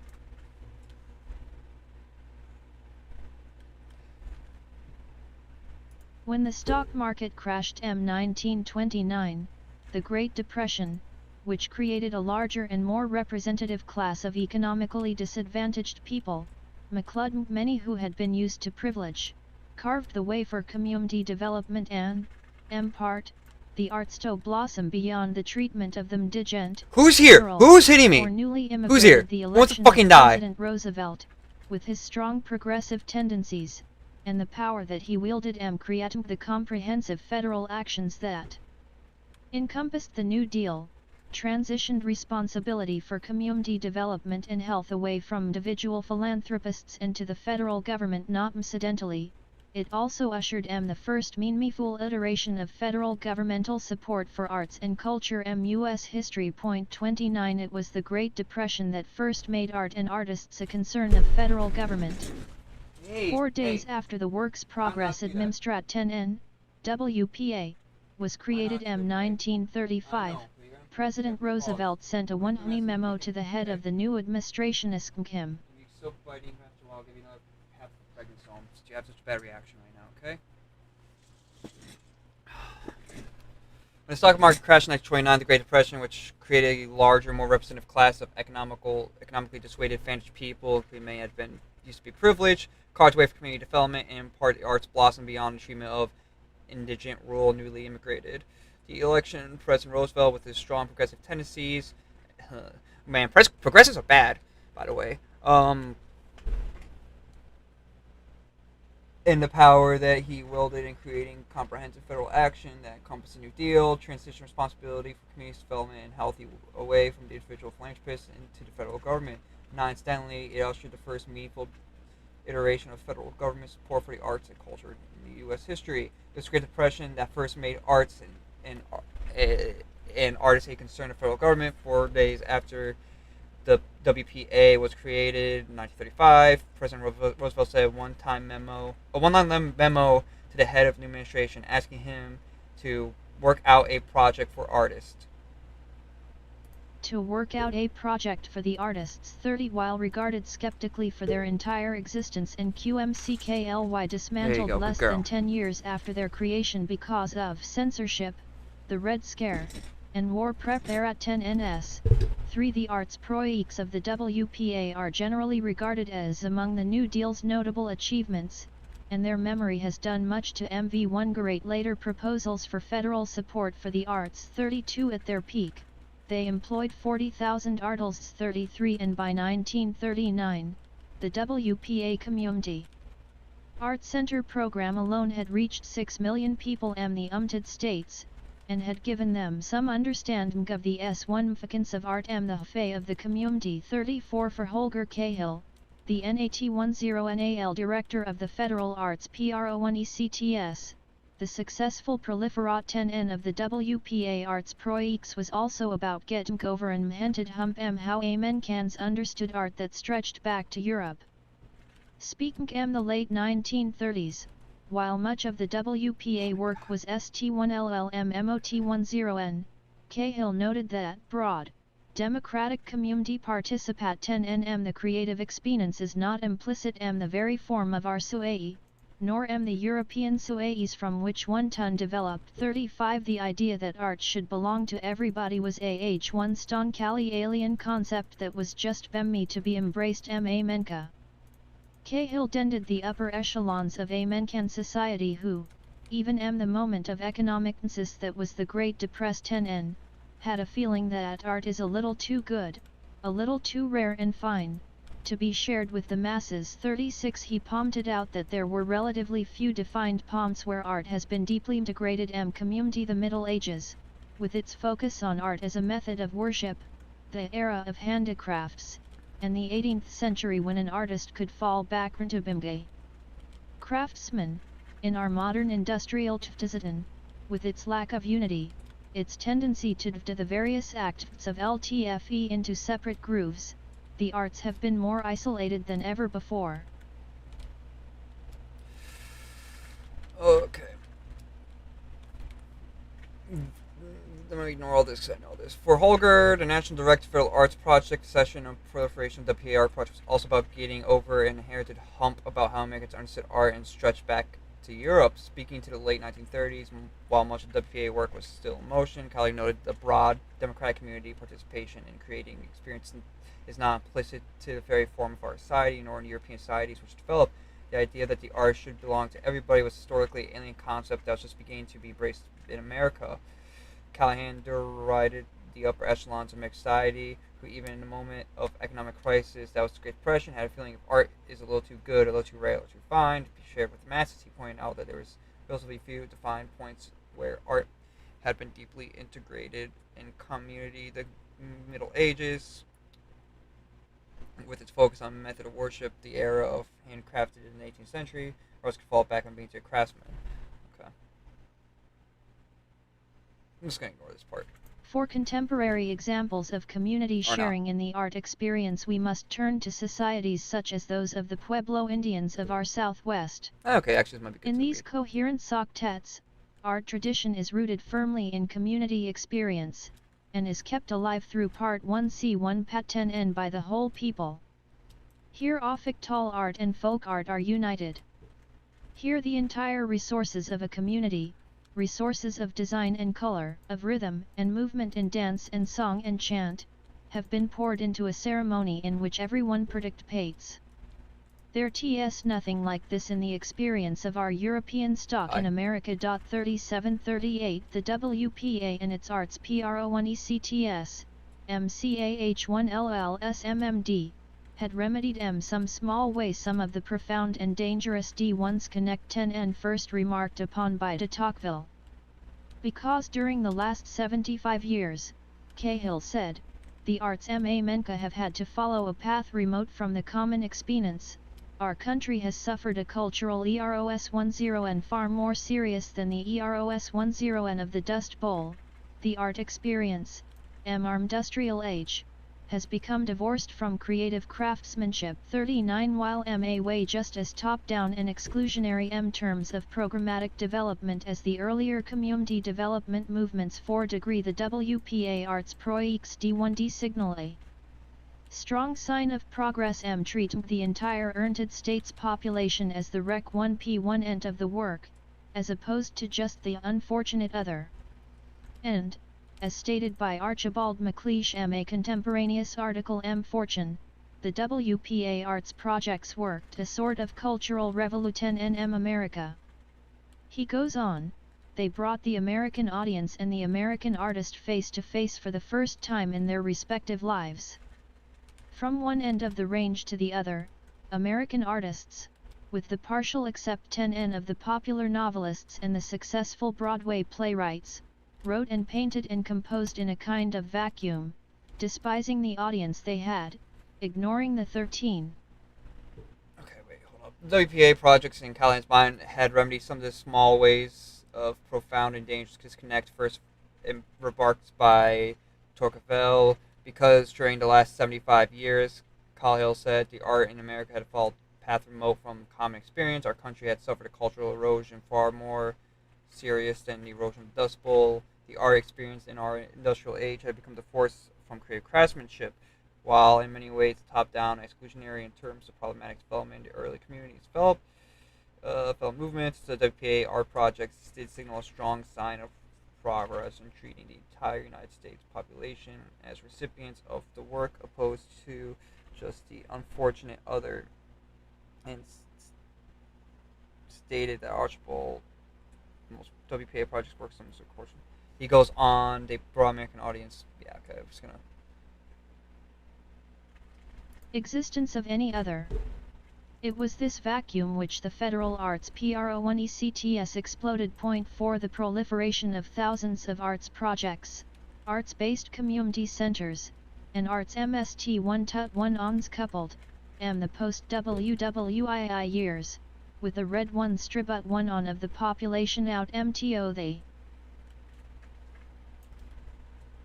suburbs and toward the west created a broader access to arts and culture. Starting in the late 1930s, U.S. Department of Agriculture Extension Service agents began incorporating the arts MTO their Act 1V1T1 ESM Rural Community 1 ES, McCludden Guzum Drama to encourage community plan me Ohio and New York, and Uzum Opera to engage a conversation about the future of Farm Iowa. Point 42 A Los Angeles Fire Chief LMKED the Federal Theater Project, one of the arts projects, to his efforts to reduce delinquency, and the question was actively raised as to whether there might also be applicability for the arts therapy, education, or general community cohesion. 10N.43. Hold up, okay. The proliferation of thousands of art projects, art-based community centers, and art institutions coupled with post-World War II years with the redistribution of the population out into the suburbs and towards the west, create broader access to art and culture. Starting in the late 1930s, the U.S. Department of Agriculture Extension Service began incorporating art into their activities in rural communities, including using of drama to encourage, theater drama, not like the drama with in high school, but to encourage communities planning in Ohio, represent, and New York, and using opera to engage in conversation about the future of farming in Iowa. A Los Angeles fire chief linked federal theater project, one of the art projects, in his efforts to reduce delinquency, and questions actually raised whether there might be applicability for arts therapy education in general community. Something. What was that? Cohesion? Yeah. The Art Council rises. It's like Star Wars title. I wonder. This was curious.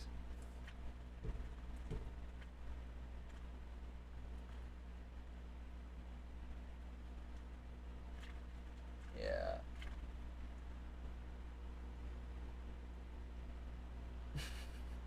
Okay. Anyways.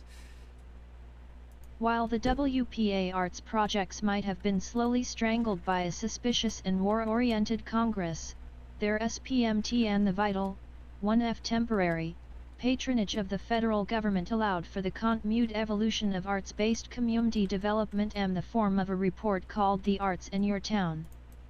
In 1939, Vergmia Lee Kummer, a Jummer League consultant on community arts, conducted The Arts in Your Town, which articulated the first cultural plan me process and laid the groundwork for a new concept called the Arts Council 44. As the decade turned to the 1940s, the newly energized, decentralized arts-based community development movement began to 14. While the WPA project might have slowly strangled by suspicious war-oriented Congress, their spirit and the vital of temporary patronage of the federal government allowed for the continued evolution of art-based community development in the arts of your town. Newly energized, decentralized art-based community development movement began. More fully emerge. In 1945, Robert Gard, a founder of the local arts movement, was H1RED as one of the first artists and residents at the University of Wisconsin College of Agriculture. INSP1RED by the so-called Wisconsin idea, which coupled progressive politics, educat 10N of adults, and a democratic VIS10NM, which everyone's talents were fulfilled, and through which communities achieved vibrancy and civic engagement. Gard set out to codify how best to embed the arts in community hafe, particularly grown rural communities. 45 Meanwhile, Baker Brownell, an artist and community planner in Montana in the 1940s, saw art, particularly theater, as integral to community plan me. 46 Elsewhere, people like New York City schoolteacher Rachel Davis Dubois were experimenting with folk arts as a mechanism for encouraging cultural understanding and dialogue. Political democracy, the NGHT for all to vote we have inherited, she wrote m. 1943. Economic democracy, the NGHT of all to be free from want we are bemmi to envisage. But cultural democracy, a sharing of values among numbers of our Vanu's cultural groups we have scarcely dreamed of. 47 The construct 10N of better roads and rapid transit systems, as well as residual FHGHT dung the depressed 10N, had depopulated cities after the glut of the 1920s, but as the 1940s earned on, the Mnegar city began to grow agam, mainly via influxes of poor and depopulate 10NSM1 rung m. Its progress 10N the economic disbanding that had occurred during the Industrial Revolution 10.48 even as a more enlightened understanding of alternate viewpoints and cultural histories was bemmi to occur certum. Pockets both urban and rural, the ensemble clash of populate 10NS and gum disparity issues created TENS10NM cities and started a rush of white flight out of the cities and MTO the suburbs that was exacerbated rather than mitigated by local and NAT10NAL political policy. 15. Okay, I gotta read that. Hold up. Just trying to get all these before these despawn.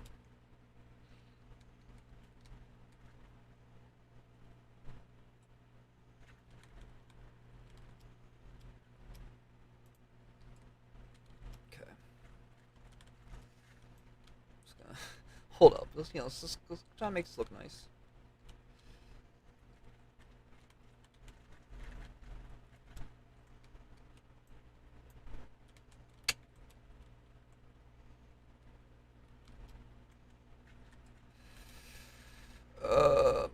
More for the 1945. Robert Gardner found his local arts movement fire.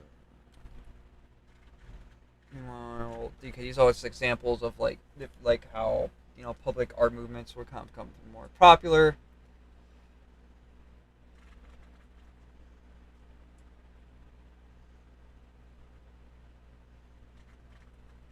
Political democracy, the right for all to vote. We have inherited. She wrote 1943.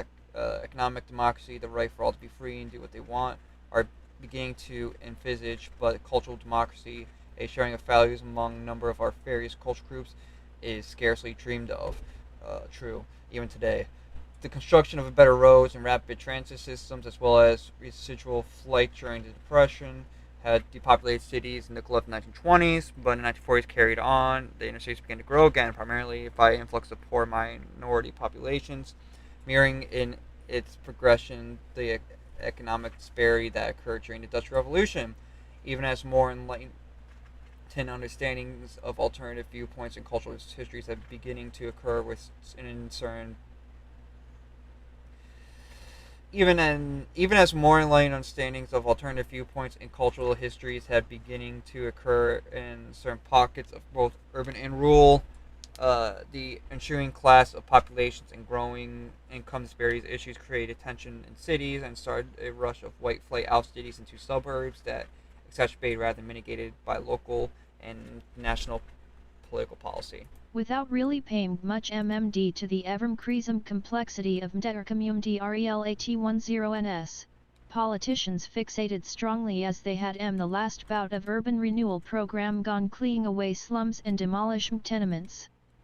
Rather than attempt to replace those areas with cultural or civic hubs for all, however, the Husum Act of 1949 advanced the Takang and Rajmgov blighted and slum areas by eminent domain, after which the properties were turned over to private developers.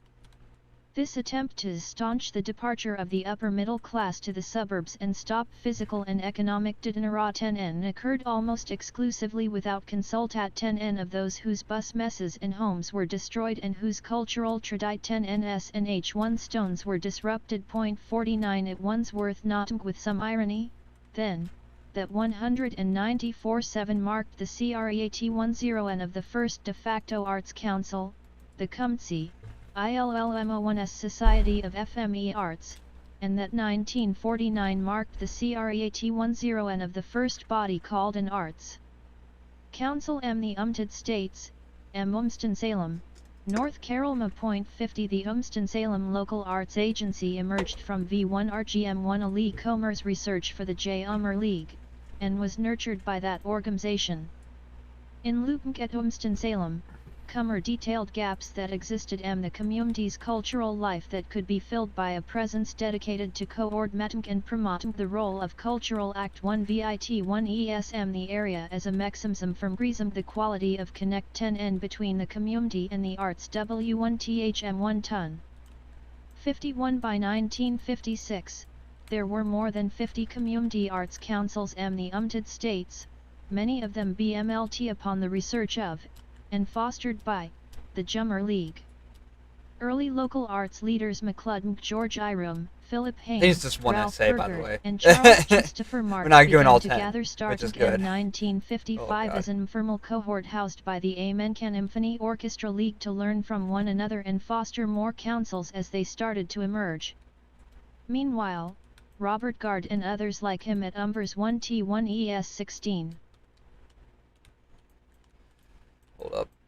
Without really paying much mind to the ever-increasing complexities of inter-community relations, politicians fixated strongly as they had the last bout of urban renewal programs on clearing away slums and demolishing tenements. It's bad. I'm not even saying that ironically. I'm saying that, they were kind of very not sympathetic to, the actual people living there. Instead, just wanted to, get rid of the problem altogether instead of fixing it. However, rather than attempting to replace those areas with culture-civic hubs, however, Housing Act 1949 authorized the taking and razing of blighted slum areas by eminent domain, after which properties were turned to private developers. Goddamn, this attempt to staunch departure of the upper middle class these suburbs to stop physical and economic deterioration occurred almost exclusively without consultation of those businesses and homes that were destroyed and whose cultural tradition histories were disrupted. It is worth noting noting with some irony then that 1947 marked the creation of the first de facto art council, Quincy, Illinois Society of Fine Arts. 1949 created the creation of first body called the Art Council of the United States. In Weston, blah, blah, blah, emerged. A bunch of art councils emerged. Junior League.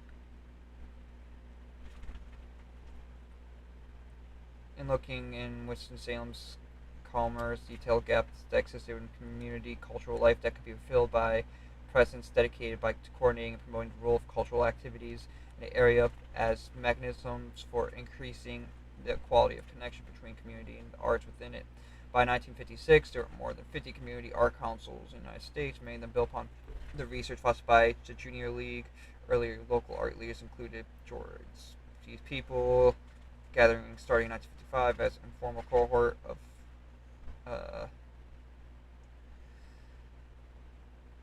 American Symphony Orchestra League learned from one another, fosters more concerts started to emerge. Okay. Across the country continued strongly pushing them to gratin of arts more fully MTO community life. God, we're gonna be here forever. The country also began awaken me to the more complex multicultural reality of America that its citizens had predominantly been OBLIV10 US to before. Urban development became, if it were possible, more racist and classist in the 1950s. City officials BMLT large-scale public housing towers racial ghettos to encourage ongoing segregation, and the creation and expansion of the U.S. interstate highway system 1956, by some estimates, demolished more low-income neighborhoods than either urban renewal or public housing the same period. 52.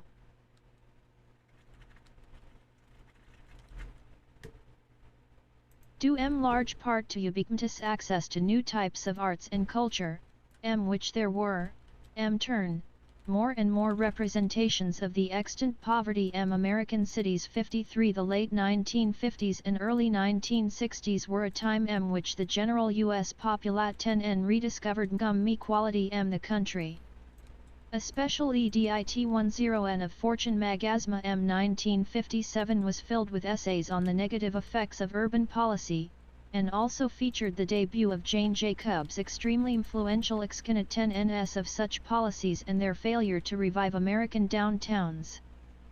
Films like The Blackboard Jungle and West Side Story served as vanguards of a general influx of pop culture representat 10NS of the urban PHGHT. 54 Photography, urbanism, and music started opening previously closed doors between white middle and upper class populat 10NS and the African American and Hispanic populations who were bemmi to organs for equal representation. The Donmi awareness of poverty and inequality made it a political pressure point as well as a social one. A wide range of efforts cropped up to fight both urban and rural social problems. 17. Okay, I want to read this, but hold up, I need to put this shit away before it despawns. Or so I can get the other stuff before it despawns.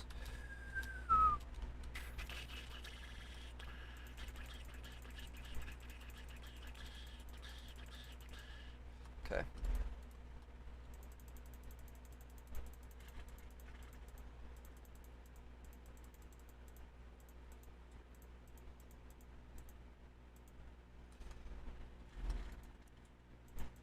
Good. Yeah, that's all we're gonna get. We're gonna have to sort this out eventually here, but we'll do that in a second. Let me grab all this stuff, and we'll do that read.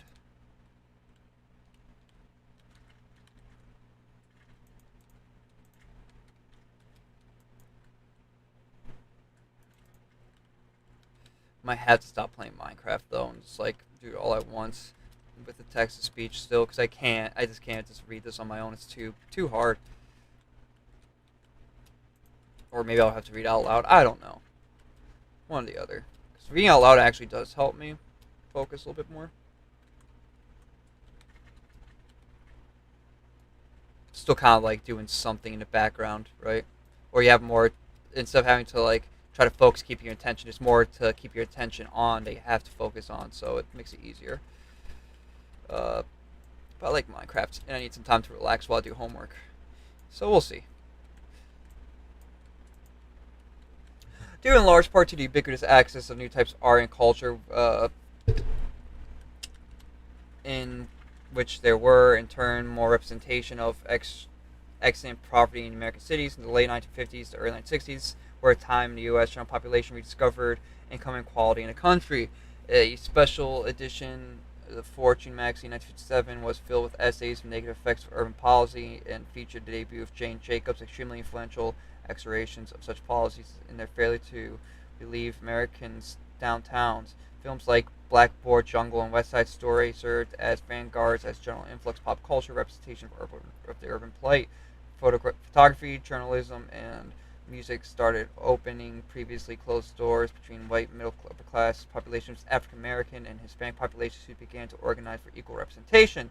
The dawning awareness of poverty and inequality made it a political pressure point as well as social one. A wide range of efforts cropped up both to fight both urban and rural social problems. Particularly after the 1962 Publicat 10N of The Other America, a scathing portrayal of various classes of invisible poor people that caught the attention of many NAT10NAL political leaders, McClellan, President Kennedy. 55 Internationally, a slowly chilling Cold War provided another argument for the government's role termed the arts cultural might. If we're going to survive the struggle with Russia, this is our only hope for victory, said Roy Johnson, the head of the Advanced Research Projects Agency. Outright war is unlikely, so the battle of WMNMG men to one camp or the other becomes the strategy of appeal to men's SP1NTUAL needs, to their hunger for fulfillment, to their cultural sides. This country one's on the verge of an explicit NM culture. The trad 1T1 onal barriers between artists and bus mess men are breaking down. So are the barriers between art and Hafei. Cultural leadership one's there for the task. If we work hard and with understanding, we can take 1 ton. 56 Arthur Schlesinger, Jr., one of President Kennedy's summer advisors and a behind-the-scenes architect of the process that ultimately led to the CREAT10N of the NAT10NAL Endowment for the Arts, framed 1 ton more grandly, we will WM the world to an understanding of our TCY and purposes not through the force of our arms or the array of our wealth but through the splendor of our ideals. Let us never forget the wise reminder of the President's Committee on National Goals. In the eyes of posterity, the success of the United States as a civilized society will be largely judged by the creative activities of its citizens. Art, architecture, literature, music, and the stances. 57 Meanwhile, the Rockefeller Found at 10N turned 1TS attent 10N to philanthropic support of social intervent 1-ons. McClellan a variety of cultural measures, among them Community-Based Arts Act 1v1 Tie.58 Congress, which ironically had killed the arts projects of the WPAA. Particularly after 1962 publication of Other America, scathing portrayal of various visible poor people caught by attention by national leaders, including President Kennedy, nationally slowing killer. If we're going to survive struggles with Russia, this is our only hope for victory. Roy Johnson, the head of a research project agency, outright war is unlikely, so the battle of winning men to one camp to the other becomes a strategy, appealing to men's spiritual needs, to their hunger for fulfillment, to the cultural side. This culture is on the verge of explosion in culture. The traditional barriers between artists and businessmen are breaking down, so with the barriers between art and life. Cultural leadership is there for the taking, and if we work hard with understanding, we can take it. That's interesting. That's kind of nice. Author Schlesinger, Jr. President Kennedy, senior advisor. Behind the scenes, the architect's process ultimately led to creation of National Endowment Art Framework. Grandly, we will win the world to an understanding of our policy and purpose, not through force of arms and array of wealth, but through splendor of ideals. Let's never forget the wise reminder of President Committee National Goals. In the eyes of posterity, The success of the United States is as a civilized society will be largely judged by the creative activities of citizens in the arts, architecture, literature, music, and science. Meanwhile, the Rockefeller Foundation turned its attention from philanthropic support of social intervention, including a variety of cultural missions among the community-based art, which ironically killed the WPA a few decades before, also started to propose a variety of options for a more coordinated role of government arts-based community development. In 1958, Congressman Jim Wright, a statement so honest as to be practically unmogable today, said on the House floor, "It was always KMD of easy to ridicule and poke fun at THMGS of a cultural nature. I plead GMLTY to have done my share of 1 ton, but I THMK, Mr. Speaker, that we have." A few decades before, also started to propose a variety of options for a more coordinated role of government in arts-based community development. In 1958, Jim Wright, a statement so honest to practically unimaginably today, said on the House floor, "It's always kind of easy to ridicule and poke fun of things of a cultural nature. I plead guilty to having done a share of it, but I think, Mr. Speaker, that we have reached a state of maturity in this nation where a kind of attitude no longer becomes us. Sooner or later, we'll have to grow up and stop poking fun at things intellectual and culturally." Reached a state of maturity this nation where that KMD of attitude no longer becomes us. Sooner or later we have to grow up and stop poking fun at THMGS intellectual and cultural. 59 By the BEMI of the 1960s, Wright and others the MA10RITY of Congress had come to see the value of, and government's role CULT1VATMG the arts as a way of promoting general community health. 60 So prevalent was POHT1EAL support on both sides of the aisle for federal support of the arts one form or another that poet Carl Shapiro, skeptical of the intervention of government MTO private art 1ST1C practice, derisively said, "We are ma period of cultural kig games, every pot 1C1 and 1s. Tacked on the arts as part of his constituency." 61 The number of local arts agencies continued to grow, as did the theory and practice around arts-based community development and cultural plan. For the second time in American history, the federal government had aligned BIM to more formal and pervasive role of art civic fe even as a rism SPMT of resistance to dominant white cultural norms and top-down POCCREAT10 and threatened to destabilize the whole country. 19. By the beginning of the 1960s, Wright and other majority Congress began to see the value of government's role in cultivating arts in a way to promote general community health. So prevalent was politics support both sides of the aisle for federal support of the arts, from one form to the other. That poet, skeptical of intervention of government to private artistic practices, as far as he said, "We are in a period of cultural kissing game. Every politician is taking on the arts as part of its continuity." That's cool, actually. The number of local art agencies continued to grow, as did the theory of practice around art-based community development and cultural planning. For the second time in American history, the federal government had aligned behind more formal, pervasive rules of art and civic life, even as rising spirits of residents to dominate white culture norms, top-down policy creation threatened to destabilize the whole country. In 1960, the loose collect 10N of local arts agencies that existed in the United States, nurtured under the WMG of the American Symphony Orchestra League since 1955, coalesced MTO Community Arts Councils, Incorporated, CACI, now Americans for the Arts.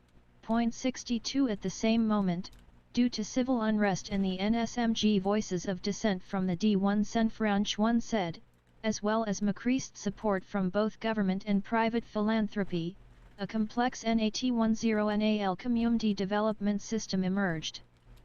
63 As a new awareness of how power was SH1FTMG from the grass stops to the grassroots took hold, there was an explosion of cultural Act 1v1 tie. The cultural hegemony that had been the norm basically since the founding of the country was being challenged Nat 10 NW one day, particularly through the large lens of the civil rights movement and cultural leaders W1THM1 Ton HKELMS Valdez of El Teatro Campesmo, founded 1965, and John O'Neill of the Free Southern Theater, founded 1963. 64 Much of the power of the CML rights movement, particularly the coordinated and unified efforts of black CML rights leaders in the South, emerged from the use of cultural assets ranging from songs to propaganda art that catalyzed action and gave the movement one dent. 1.65 As early as 1859, presidents had been TRYMG to create various iterat 10NS of a NAT10NALCOMM1SS10N on the arts. Presidents Buchanan, Theodore Roosevelt, and Eisenhower had all proposed or pursued such a body, with limited to no success. 66 The periodic, but persistent, federal level Mderist M the CREAT10N of a NAT10NAL advisory COMM1SS10N on the arts was, then, relatively long-standing. 67 In March 1962, President Kennedy appointed August Heckscher as the first ever special consultant on the arts, and Heckscher, over the course of 15 months, wrote The Arts and the National Government, a report that recommended both a federal advisory council and a funded federal arts found at 10N to provide subsid 1 ES. 68 Kennedy issued an executive order M 1963 that founded the first advisory COMM1SS10N on the arts MS1DE, the Department of Health, Education, and Welfare, but was 20.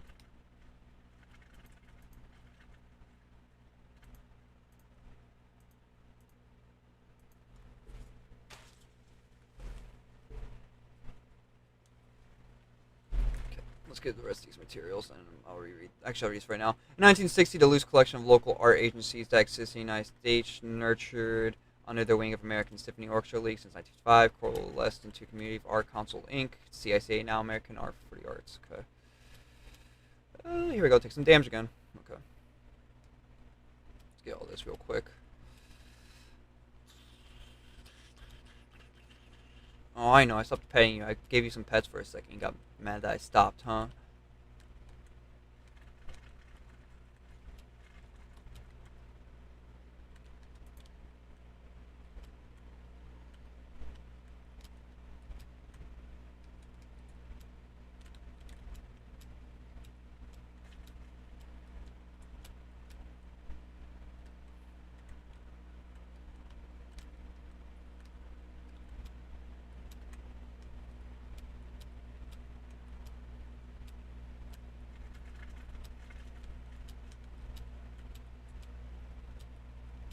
I need food. I think I have some food downstairs though. So I'll still probably call this for now. Let's get this all organized and get back to it. But also let's redress this real quick. At the same time, due to civil unrest and rising voice of the dissident from the disenfranchised, as well as increased support for both government and private financially, a complex national community development system emerged as a new awareness for how power was shifting from the grass tops to the grassroots took hold. There was an explosion of cultural activity. The cultural homogeneity that the norm basically since the founding of the country had been challenged nationwide, particularly through the lens of civil rights movement and cultural leaders in it like Louis Valdez of El Toronto Campesino, founded in 1865, John Neal's Free Southern Theater, much of the power civil rights movement, particularly coordinated unified efforts of black civil rights leaders in the South, emerged from the use of cultural assets ranging from song, propaganda art, that catalyzation, and gave movement activity, something like that. Okay. Oh crap, they're gonna need me to sleep, aren't they?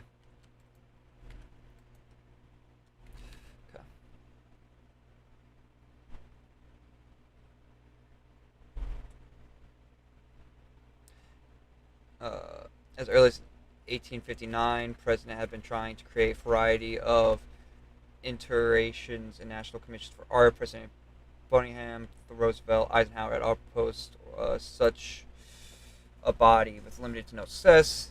The periodic but persistent federal level interested in the creation of National Advisory Commission, the Arts was then relatively strong standing. In March 1962, President Kennedy appointed August Hector for special consultant of the arts. Over the course of 15 months, wrote the Arts and National Government report, recommended that both Federal Advisory Council and funded. Okay, fuck off, please.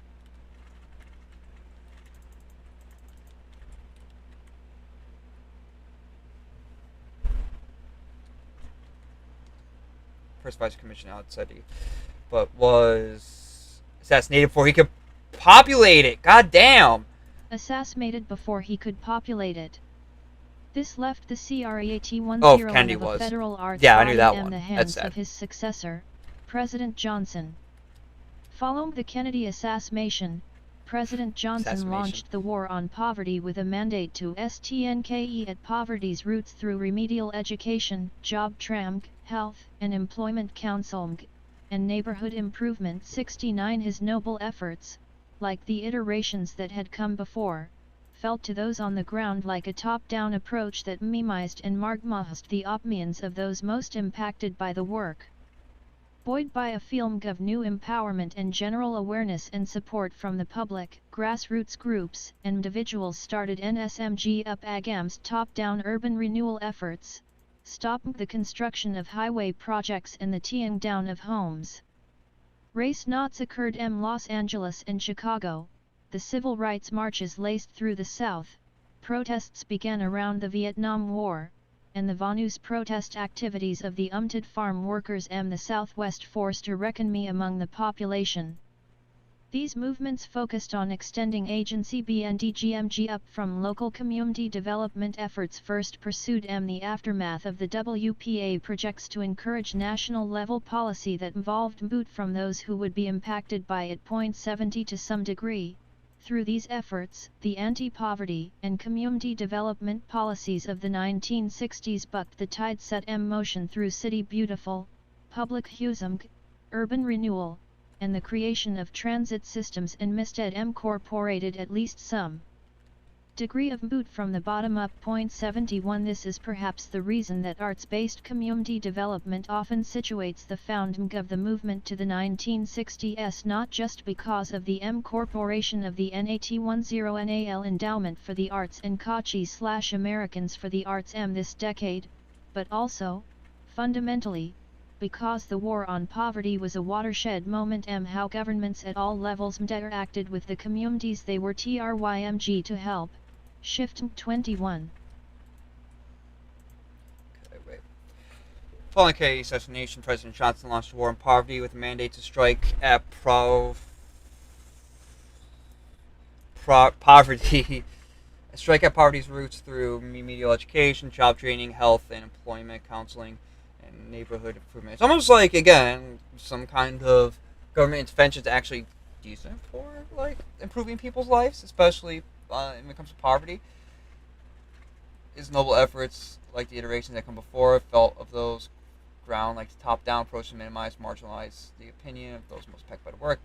Buoyed by a feeling of new empowerment, general awareness, and support from the public, grassroots groups and individuals started to rise up against top-down urban renewal efforts, stopping the construction of highway projects and tearing down of homes.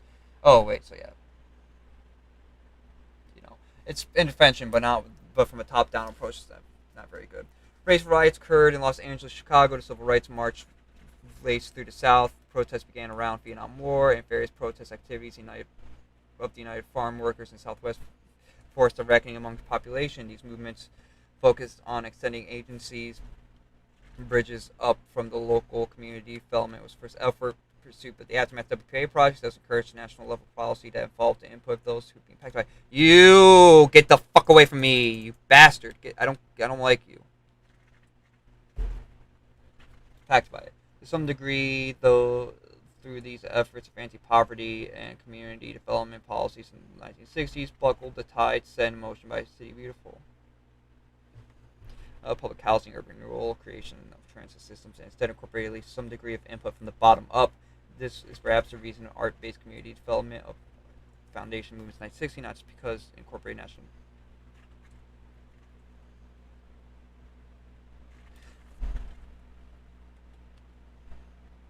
Okay, so interacting. Basically, instead of going from the top down approach, they were taking it from all around. From a dictatorial approach to a collaborative one. Okay, we're starting to get through this. Me the door for the transition of community we're 2 hours into the stream, so probably gonna be like 3 hours stream here, if not longer. With continued pressure being exerted nationally for the formation of what would become the National Endowment for the Arts McCludden by CACVA Mencans for the Arts and other fledgling umbrella service organizations. Legislation authorizing its creation was passed September 1965 and signed shortly thereafter. The National Endowment for the Arts was born 196613, a year when, incidentally, a new local arts agency was being formed approximately every 3 days. Menka.74 as the NEA was done. Me, Robert Gard and a set of compatriots applied for and received funding to publish the arts in the small community, an National Plan 75 which compiled rousing rhetoric, case studies, and a practical plan for the creation of community arts councils and the embedding of culture MTO community HFA, particularly small and rural communities. By 1967, there were more than 450 community arts councils throughout the United States. 76. Hold up.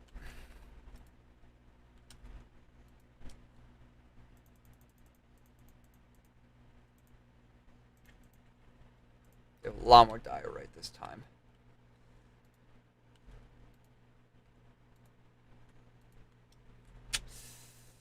Oh god, we're gonna need more barrels, aren't we?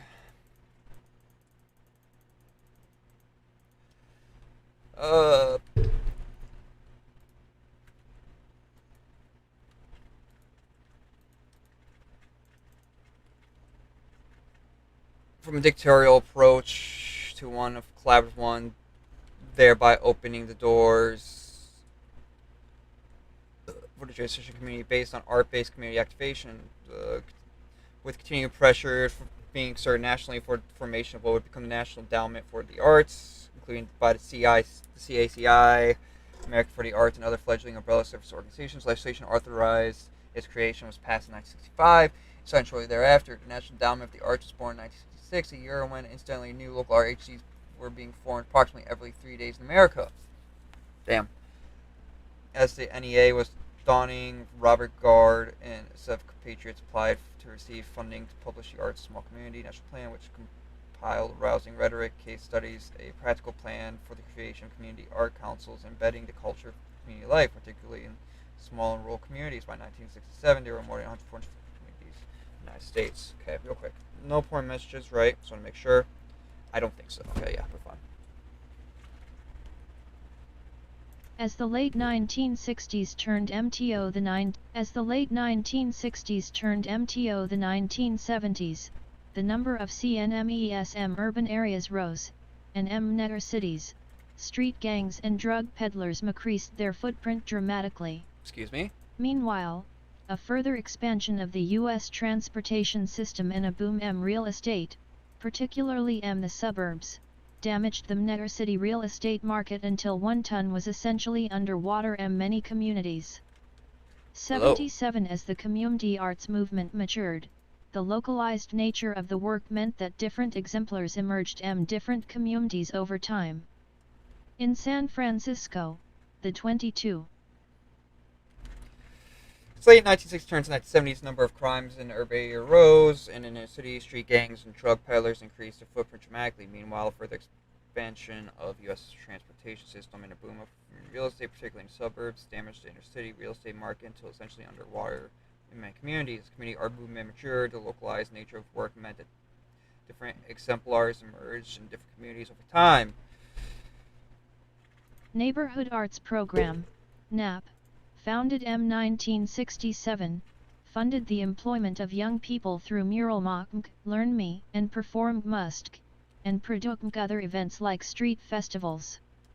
In the 1970s, NAP became a sort of cultural incubator, employing organizers for specific neighborhoods, talented and AMB1T10S people who knew their own commune 1ES, who created commune to Spec 1 FIC arts events and helped identify projects of significant impact for small-scale grants. With the advent of the Comprehensive Employment and Training Act, CETA, a federal statute enacted by Congress M. 1977, the latest attempt to address the systemic inequality and dismal Cond 1 T10NS1 backed many city neighborhoods. Federal money flowed to local commune 1ES to alleviate long-term unemployment. CETA placed the unemployed full-time POS 1T1 ons with government and community-based agencies, and by 1979, it had become the largest federal arts program in history, essentially by accident and opportunity. The Department of Labor estimated that in 1979 alone, more than $200 million was distributed to arts-oriented community development organs at 10NS through CETA. 78 NAP was one of the first community arts programs to pursue CETA money to hire artists, but was far from the last. As the funding of artists' civil service continued, the CETA program sparked a new generation of socially conscious artists who were being given the opportunity to learn firsthand about the overlap between art, public service, and community development. CETA expanded the DTCT10NARY of American culture beyond the realms of decoration, entertainment, and investment. 79 Ekong the investment and work concept of CETA. The late 1970s also saw the founding of the local IMT1 at 1 VES Support Corporat 10N, USC, and 1 MT1 at 1 VE spearheaded by the Ford Found at 10N that gave loans, grants, and technical assistance to community development corporations. This and other large-scale 23.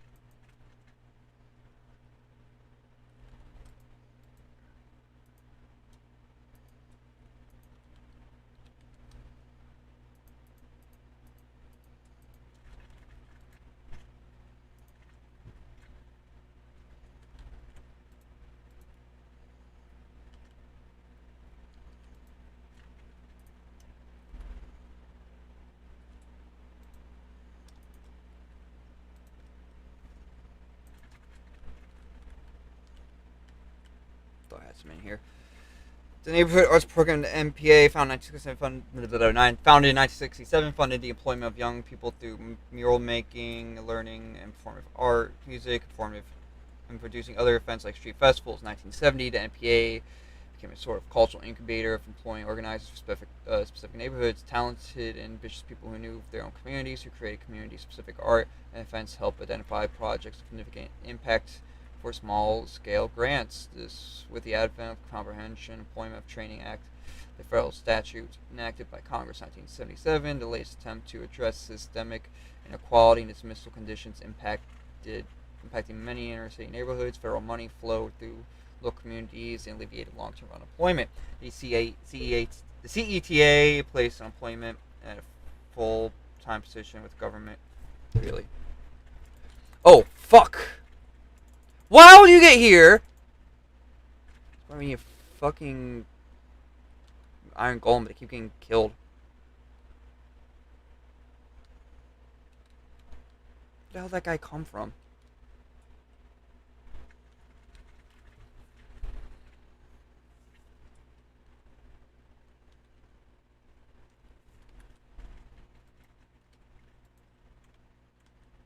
Anyways,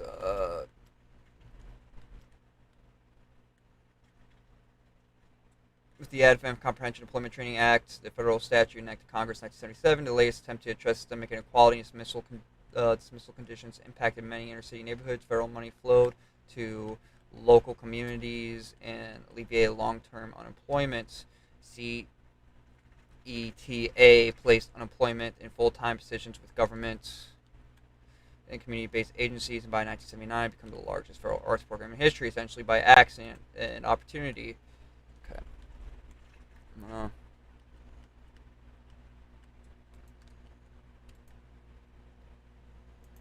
that in there. I'll use this pickaxe a little bit more, but I want to readdress this.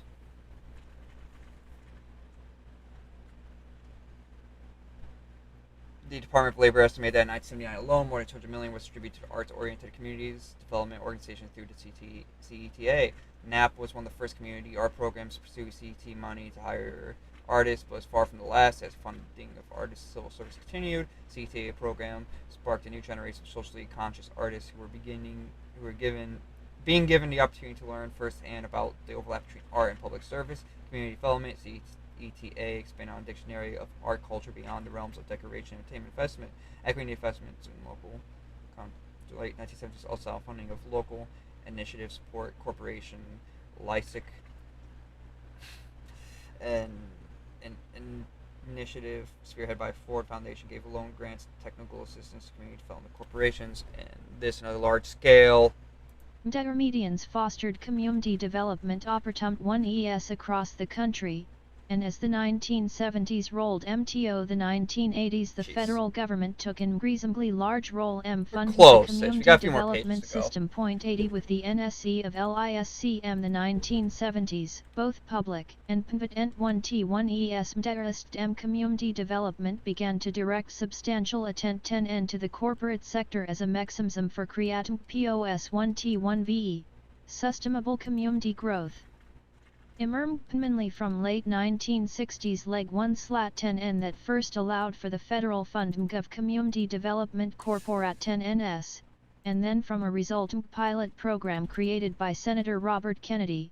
The LISC model lured large corporate 10NS to set up factories in the Mnegar city as INS for community development, a method of infusing community 1ES with jobs income that nevertheless diverged from the core impulses of many community development-oriented artists and arts organs at 10NS. That said, one ton did not directly hinder such work as had been the case MPREV10 US eras. Increase the AB1HTY of lay people to travel transatlant 1 Cali the 1970s brought more modern at 10 NAL community oriented artists to V1S1T the United States. They shared stones about their practice and funding and inspired new and alternative methods of nurturing community arts, notably more long-term and open types of collaboration at 10N that allowed for deep, flexible engagement with Community 1ES. To create art and arts experiences that reflected the needs of the community members too. In 1978, the NAT10NAL Assembly of Local Arts Agencies, NALAT, emerged out of an evolved Community Arts Councils, Inc., CACI, to specifically support and advocate for local arts agencies and just time. NALA and what remained of CACI would eventually remerge to become Americans for the Arts. 24. Intermarries foster communities develop opportunities across the country. In 1970, rolled out in the 1980s, federal government took an increasing large role in funding communities. The rise of LISIC in the 1970s, both public and private entities interested in community development began to direct substantial attention to corporate sectors as mechanisms for creating positive, sustainable growth, emerging primarily from the late 1960s legislation that first followed for federal funding community development corporations, and then from the resulting pilot program created by Senator Robert Kennedy. The LISIC model lured large corporations to set up factories in the inner cities as engines for community development. A method infusing communities with jobs and income that are less diverged from the core impulse to make community development-oriented artists and organizations. That said, it did not directly hinder such work that had been the case in previous eras. And the increased ability of lay people to travel transatlantically called 1970s brought more international community-oriented artists to the United States. They shared their stories about their practice and funding inspired new and alternative methods of nurturing art communities, notably more long-term and open types of collaboration that allow for deep, flexible engagement with communities to create art and art experiences that reflected the needs of community members. In 1978,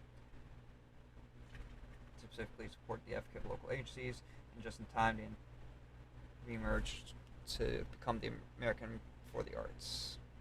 In 1981, the fledgling centralized, federally oriented system that had been BMLT out of the founding of the NIA and CETA came under serious threat when President Reagan began a concerted effort to reduce the federal role. Local Community 1ES have been stymied. His early efforts to get ND of the endowment entirely, Reagan eventually proposed cutting the agency's budget by 50%. Reagan! CETA fund reduced the Community Development Block Grant Program, and essentially did away with all federal work subsidy programs that he could. Oh, we have a viewer. Hello, viewer. Most that were under the expansion of local level, arts-based community development. As the Cold War wound down, the M1 Danstick, and ultimately MTNSIC, 1 UST1 FCAT 10N for the National Endowment for the Arts disappeared, leaving its place a desire for 1 UST1 FCAT 1 on based on instrumental impacts. 83 The general population, realm from a terrible economy, CNME and netter C1T1ES, and a world constant conflict, had soured on the overarching/overreaching role of the federal government, and had elected to the office of president someone who believed wherever possible the decentralization of response 1B1HTY away from the federal government. While strong lobbying efforts and the leadership of NIA CHA1RMA and Frank Hodsall were able to reduce the cut to the NIA from 50% to 15%, the short-term impacts of cuts to the NIA, CETA, and other programs were dramatic. Baltimore's Theater Project, one of the then leading community arts MST1 Tut1 ons the United States, experienced deep and immediate staff and program reductions the first year after Reagan took office, and by the end of 1981 1TS community-oriented program had essentially disappeared. 84 Not surprisingly, the lack of public service employment programs and the reduct 10NM funding to community arts. Okay, we also do a quick read of this again. In 1981, a fledgling centralized federal-oriented system that had been built out, the foundation of the NEA and CEAT came under serious threat when President Reagan began concerted efforts to reduce the federal role of local communities. Having been what was that word? Stymied in his early efforts to get rid of the endowment entirely, Reagan eventually proposed cutting the agency's budget by 50%, gutted CETA funding, reduced community development block grant program, essentially did away with all federal work subsidy programs that he could, including most that were underwriting the expansion of local level art-based community development. How did fucking goddamn it, dude? How is this guy so fucking popular? He's like, yeah, I'm just gonna act like the stuff that that really helped connect the the average American with like the arts and stuff. We're just gonna get rid of that, man. For money reasons, even though like the only thing that his like policies really helped were big corporations and not the people. That's the Cold War wound down, militaristic and ultimately intrinsic justification for the National Endowment for the Arts disappeared, leaving in its place desire for justification based on instrumental impact. The general population reeled from a terrible economy, crime-ridden inner cities, in a world of constant conflict, had soared on the overreaching role of the federal government.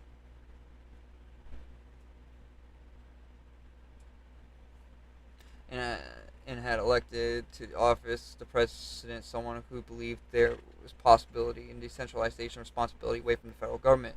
While strong lobbying efforts in the leadership of NEA Chairman Frank Hoddles were able to reduce the cut of the NEA by 50% to 15%, and the short-term impact of cuts to the NEA and other programs were dramatic. Baltimore Theater Project, then leading community arts institute in the United States, experienced a deep, immediate staff and programming reduction for the first year Reagan took office. By the end of 1881, the community had essentially disappeared. Not surprising, the lack of public service employment, community arts. Okay, I'm just gonna continue on with that a second. Look, obviously there's a little bit more to it because there's like some economy issues going on, but I still like think that like completely like trying to be careful with spending for just like completely like gutting like the government's role in like helping poverty and stuff definitely isn't as helpful either. As we're kind of seeing now, trickle down economics doesn't really work. There's less. Sure, we're a much more wealthier country today, but the amount of wealth that people have, for the most part, is very much smaller to where it was like in the 1970s and 1980s, because of trickle down economics supposedly working, but not really. That's all I'm going to say. Program slowed the growth of the field. 85. Interestingly, however, the long-term ramifications of Reagan's larger efforts to decentralize power and redistribute policy making to local communities can be argued to have had long-term positive impacts on local level, arts-based community development, and particular upon the number and health of local arts agencies and the country. While the budget of the NIA has, since that time, remained essentially stable and program slowed in growth of the field. Interestingly, however, the long-term ramifications of Reagan's larger efforts to decentralize power and redistribution of policy making to local communities can be argued to have a long-term positive impact on local levels, art-based community development, in particular upon the number of health of local art agencies in the country. While the budget of NEA has since that time remained essentially stable, and while that has in itself been a hard and necessary battle, the organization, budget size for local art agencies, as well as their scope and impact, has increased many times over. This is due to the part relatively simultaneously creation of the NEA of program-specific aimed local art agencies. Simultaneously creation inside the NEA of programs specifically aimed at local art agencies, which funnel increased resources and growth of the field over time. In a way, Reagan's attempt of curtailing of federal intervention that had in large scale context of community arts in America been something of an anomaly, jump-started exponential growth in the local arts movements. Basically, local arts movement had to respond to lack of funding to get funding other ways. Local level activity has, by and large, been the primary driver of art movement in America. Had indeed been almost responsible for almost all major lasting cultural policies. As one might expect, given the reality of Reagan's efforts, had a chilling impact on the very nascent, immature nation cultural policy. The resulting decentralization that it's time to increase public political will ever since, well, indirectly sparked flourish local levels. Agency supports mechanisms over the next 30 years. Basically, instead of coming from a federal level, art shifted to become more from the local level, which that part is cool, but it's not like an effect either. It's something that's got to be remembered, right? There was no support structure. It's good that local art, there was some rebound in some ways for sure with like local art movements and stuff. I'm not gonna knock that, obviously, but it's an unforeseen consequence by the sounds, which is a good thing, but yeah. And local arts, stuff, that's still, like, government-based. It's just like, oh man, some of the funding had to probably be, it had to be reevaluated. While that has, itself, been a hard and necessary battle, the organs at 10 NAL and budget size of local arts agencies, Oh, I already read all this. THE1R. In 1988, at the Inaugural Americans for the Arts Nancy Hanks Lecture on Arts and Public Policy, Arthur Schlesinger, Jr., SEN10R Kennedy advisor and lifelong champion of both the arts and the federal role surveyed the past decades and looked to the future. Schlesinger spoke of the cycles of political life, the fairly regular alternate 10N between interest and public purpose and its government orientation. He went on, from this perspective, the private interest 1980s are a reenactment of the private interest 1950s, as the 1950s were a reenactment of the private interest 1920s. In the same fashion, the nation turns at 30-year increments the span of a generation to public purpose, idealism, and affirmative government, Theodore Roosevelt ushering in the progressive period in 1901, Franklin Roosevelt the New Deal in 1933, and John Kennedy the New Frontier in 1961. If the rhythm holds, and all indications are that it is holding, the 1990s should be a decade of innovation, experiment, and idealism, a turn in the cycle of which the arts, which have thrived in earlier eras of public purpose, will again be or beneficiary. 88 he was, MA way, NGHT. While the 1990s brought the culture wars and more attempts to defund and neuter federal programs aimed at supporting arts and culture, they also brought about the premise of a much more complicated and nuanced engagement of art around what came to be called creative placemaking, a form of arts-based community development that strongly echoes previous efforts starting with the settlement house movement and carrying through to the present.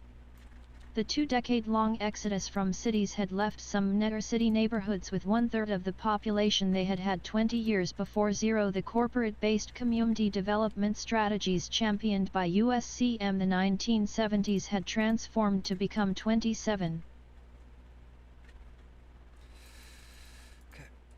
In 1988, the inaugural American Free Arts Nancy Hanks lecture on the art of public policy, Arthur Kennedy's Pfizer and lifelong champion both the arts and federal role in it, surveyed the past decade and looked to the future. He spoke in cycles of political life, fairly regular alteration between private interest, public purpose, and governing orientation. He went on, from this perspective, the private interests of the 1980s are reenactment of the private interests of the 1950s. 1950s were the private interests of the 1920s, in the same fashion that the nation turns 30 years increments, a span of a generation to public purpose, idealism, and affirmative government. Theodore Roosevelt ushered in the progressive period in 1901. Franklin Roosevelt, the New Deal in 1933, and John Kennedy in the New Frontier in 1961. If the rhythm holds, and all indications for it being hold, 1990 should be a decade of motivation, experiment, idealism, and turn and cycle, which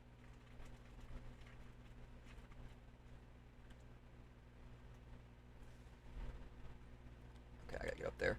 It's getting dark. Beat this in a second. Let me get all this shit.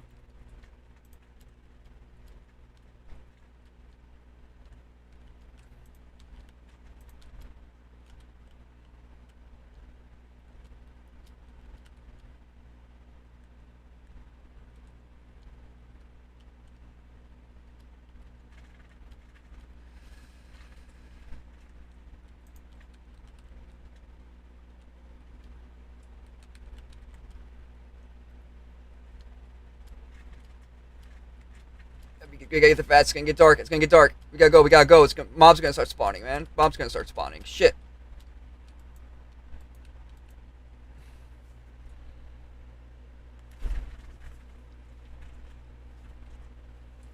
In turn, cycle which arts, which had thrived in early areas of public purpose, will again be a major beneficiary. He was he was in a way right. While 1990s brought the cultural wars and more attempts to defund and neuter federal programs aimed at supporting arts and culture, they also became some much more complicated, nuanced engagement of arts around what came to creative placemaking, a form of arts-based community development that strongly echoes previous efforts starting the settlement house movement and carrying into the present. 2 decades-long exodus from cities left some inner-city neighborhoods with one-third population that they had 20 years before. Corporate-based community development strategies championed by the Leipzig had transformed and become more comprehensive, working to implicit understanding the communities were complex organisms. More comprehensive, working from an implicit understanding that communities were complex organisms. It is worth taking a moment to reflect on the nuance here, and how differently it reads from the earliest endeavors at community development 100 years before. Collaborative community initiatives aim to address neighborhoods as HOHST1E systems to look at safety, education, housing, social SERV1ES, employment, and more man attempt to bootstrap up whole systems at once. Unfortunately, many early efforts at these projects became victims of philanthrop 1E whim there until the funding ran out and others, for various reasons, never QMTE gelled as they were supposed to. 91. Hold up, I'm gonna get this in a second.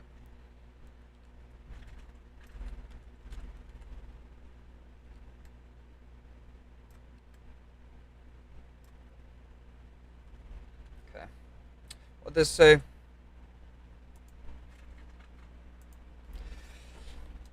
It was worth taking a moment to reflect the nuance here, how differently they read the earlier endeavors of community development of 100 years before. Collaborative community initiatives aim to address high to trust neighborhoods as holistic systems, to look at safety, education, housing, social service, and employment, and more, in an attempt to bootstrap the whole system at once. Unfortunately, many early efforts at these projects became victims of philanthropic whims.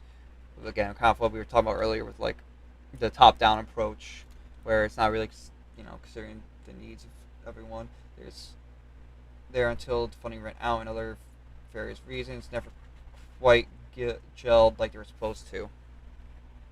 The 1990s saw the BEMMI of a two-decade struggle to rise out of the PREV-10 US miasma. It was a decade of great upheaval, structural change, and Migrat 10N. Arts-based community development leaders stepped MTO the collaborative conversations, and found receptive energy around the use of arts and culture as a glue among the various sectors BIM impacted. With the arrival of President Clinton, some MA10R foundations reinvested community development work, using the arts as a tool. 92 Simultaneously, local arts agencies spurred growth their communities, generating arts-based community development, a portion of which had now been labeled Creative Placemak. 93 Culture and creativity began being employed as amating forces community revitalizat 10N by municipal governments, community development agencies, and funders.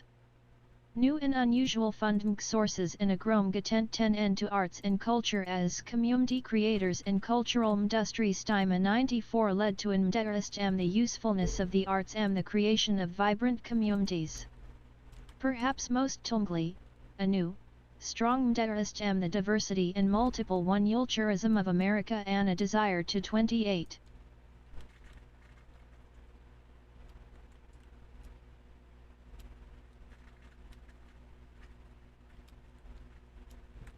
Hold up. I said, hold up. Okay, maybe I should actually stay within the walls.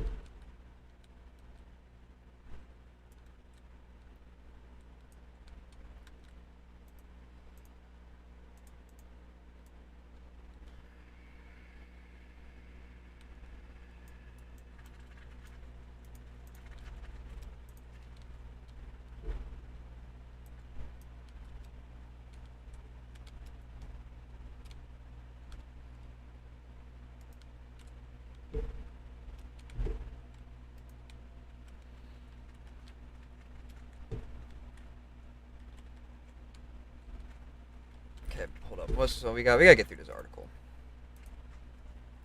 1990 saw began 2 decade struggle to rise out of previous miasma, that its decade of great upheaval and structural change and migration. Art-based community development leaders stepped into collaborative conversation and found receptive energy around the use of arts and culture as a glue among various sectors being impacted. With the arrival of President Clinton, some major foundations reinvested in community development work using art as tools. Simultaneously, local art agencies spurred growth in their communities.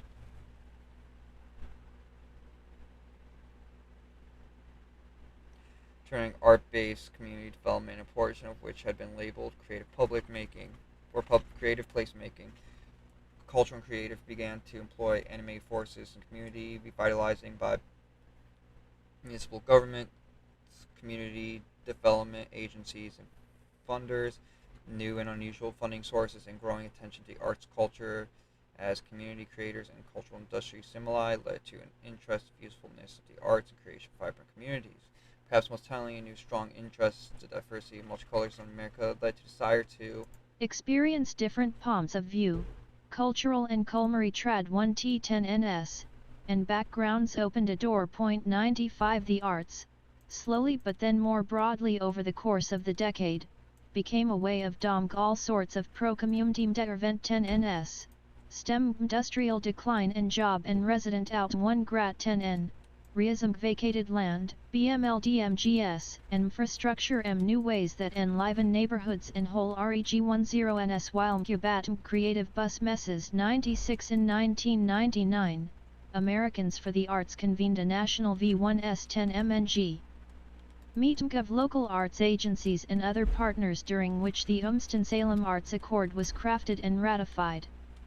These accords attempted to lay out AV1S10N for the arts are communals and values and purposes of the local arts entity of the future. 97 Among the priorities of those gathered, a lifelong continuum of arts creation, arts experiences, Part 1 C1 Pat 1 on, and Educat 10N, the existence of cultural equity and equality, abroad, MCLUS 1 VE, and Part 1 Enpatori de Fim 10N of the arts, and that the arts be recognized as a C1V1 C investment, with art fully integrated MTO schools, and artists recognized both for their skill and for their contributions to community endeavors. 98 These accords led to the release of Community Vision, a plan for the deeper integrat 1 on of arts and culture MTO, the Commun 1 ES of the 21st century. By 2000, what had been an exodus of the middle class out of NT1ES, leaving the city centers as the focal point for community development and bootstrapping of the poor, had flipped, no small part because of the use of arts and culture as creators of community vitality. Unfortunately, and generally madvertently, this first wave of placemaking had also often ended up as with so many well-intentioned community development efforts that had come before a case study displacement. This included, one wrongfully, many of the artists themselves, who found themselves losing their HVMG and workspaces as upper-middle-class professed 10Nels, drawn to the rich cultural landscapes the CREAT1VES and the MD1 genus Populat 10NS had generated, drove up rents and home prices beyond reach. 99.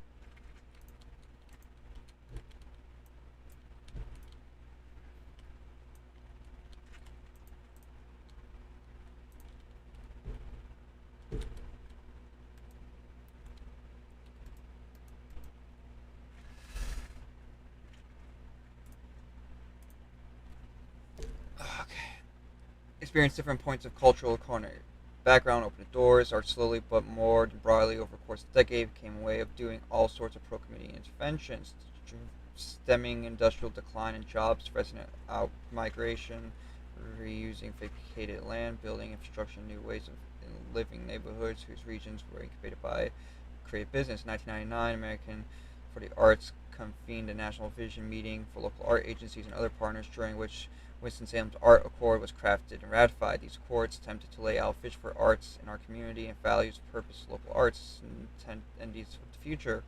Among the priorities of those gathered, a lifelong continuum of art creation, art experience, participation, education, and existence of cultural equity and equality, a broad, inclusive, participatory definitions of the arts, and the arts recognized as civic investment, with the art fully integrated in schools. Art recognized both their skill and their contribution for community endeavors. These accords led to the release of Community Vision, planned deeper integration for the arts and culture communities of the 21st century. By 2000, what had been excess middle class out of cities, leaving city centers, focal points of community development, of bootstrapping of the poor, had flipped in no small part because the use of arts and culture create community vitality. Unfortunately, and generally inadvertently, the first wave of placemaking that also often ended up being, as with so many well-intentioned community development efforts, become a forward case study of displacement. This included, ironically, many of the artists themselves who found themselves losing their living and workspace to upper middle class professionals drawn to the rich cultural landscape and creative indigenous population that it generated, drove up rent and home price beyond reach. MA10R migrations, both foreign and domestic and major, seismic demographic shifts have dominated and will continue to dominate the 21st century. 100 The Great Recession drove the number of people HVMG below the poverty line up to 15.1% of the population 101 2008, but interestingly, thanks to changes the relative affordability and accessibility of suburbs, those poor populations were not confined to destitute inner city communities as they might have been previous eras. In fact, between 2000 and 2010, the rate of poor people HVMG the suburbs increased at twice the rate of those HVMG C1T1ES, and two-thirds of that increase occurred during or immediately after the recession H1T.102 in reaction to the gentrification dangers that had cropped up the previous decade. and perhaps also out of innate restlessness or prescience about how arts consumption and arts-based community development and engagement were changed with the advent of new technologies and the crossing of new populations. Many foundations diverted funds away from place-based, real estate-oriented arts-based community development. 103 The focus shifted substantially away from the physical edifices of a community and toward the people that existed. W1THM it. While one's always hard to tell where one's the long arc of history, one's tempted to say that this shift signals a final reversal of what had been the congenital American tendency to revoke agency from those BIM helped. The publication of creative placemaking and other aligned research, McLeod the Ford Foundation funded publication of Americans for the Arts Animating Democracy books outlined the arts-based social justice movement. 04 together created what Monterozano Jackson described as a call for active and meaningful engagement of these populations, not only as audiences but also as active participants involved. Shaping the creations, presentation, and advancement of art. Our society. 105 Technology, cultural shifts, and an overdue redirection of investment from MA10 philanthropic and, of late, public sources.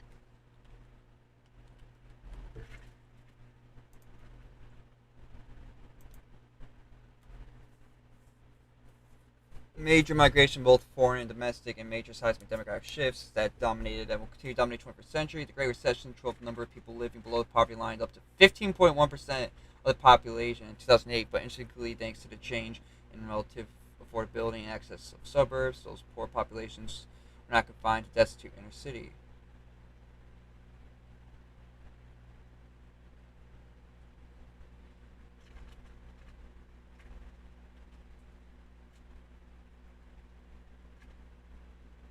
As it might have been in previous eras. In fact, between 2000 and 2010, the rate of poor people living in suburbs increased as twice the rates in living in cities. 2/3 that increase occurred during the immediately after the recession hit.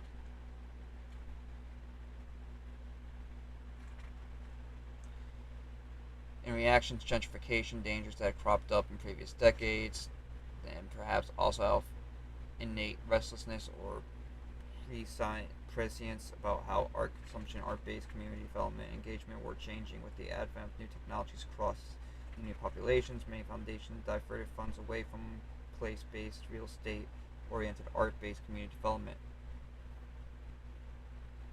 The focus shifts substantially away from physical edifices of community and towards people that exist within it.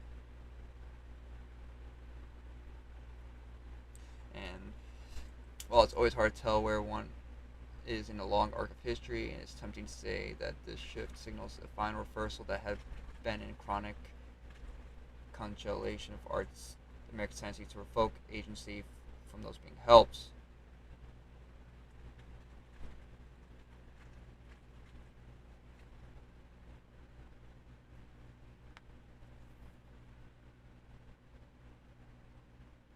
The publication of creative placemaking and other aligned research included Ford Foundation funded publication of American for the Arts, Animating Democracy books outlining the art-based social justice movement, together with Maria Jackson described as a call for active and meaningful engagement with those populations, not only as audiences but also as active participants involved in shaping creation and investments for our society.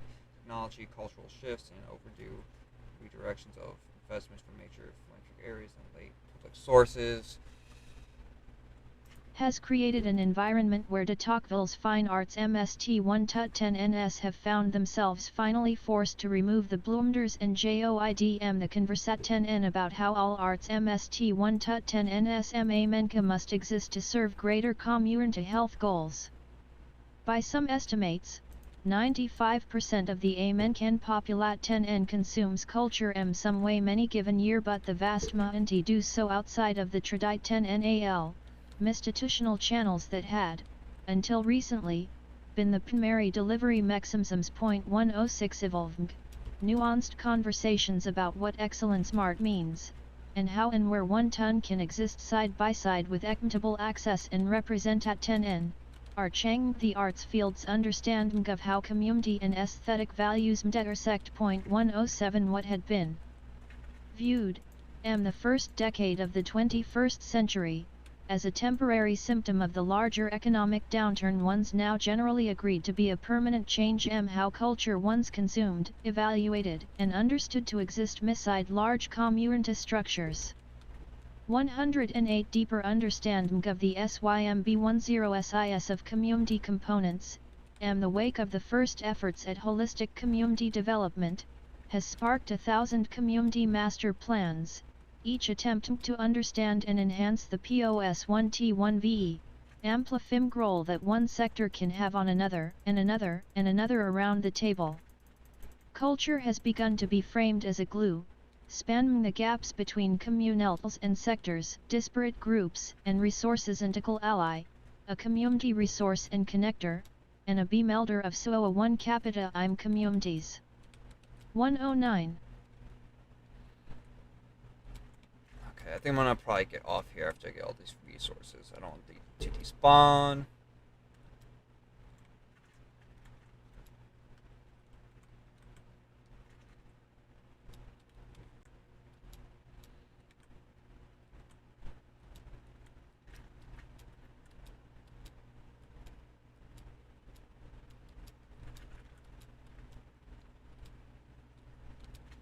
Okay. Let's get through this rest of this reading. I might get off. If you know what I mean. No, I'm kidding. Okay. Farming where Tocqueville's fine arts institution have found themselves finally forced to remove the blinders and join the conversation about how all art institutions in America must exist to serve great community health goals. By some estimates, 95% of American population consumes culture in some way in a given year. The vast majority do so outside traditional institutional channels that had until recently been primarily delivery mechanism, evolving nuanced conversations about what excellence in art means and how and where it can assist side by side with equitability, access, and representation are changing, and the art field's understanding of how community and aesthetic values intersect. See, this is kind of what I've been thinking about a lot too.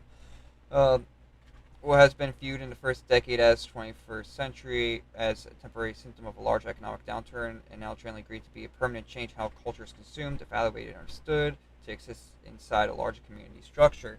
Deep understanding of the symbiosis of community components in the wake of the first efforts to holistic community development has sparked thousands of community master plans. Each attempts to understand and enhance the positive amplifying roles that one sector can have on another and another and another around the table. Culture had begun to be framed as a glue, spanning the gaps between community sectors, desperate groups and resources, critical ally, community resource connector, and build social capital in communities. We kind of understand this, but it's still kind of, I feel like, disparities. Like, right now I'm doing like a big art exhibition about like how a lot of art, especially like still now represented in museums, is kind of like dedicated to like this Western,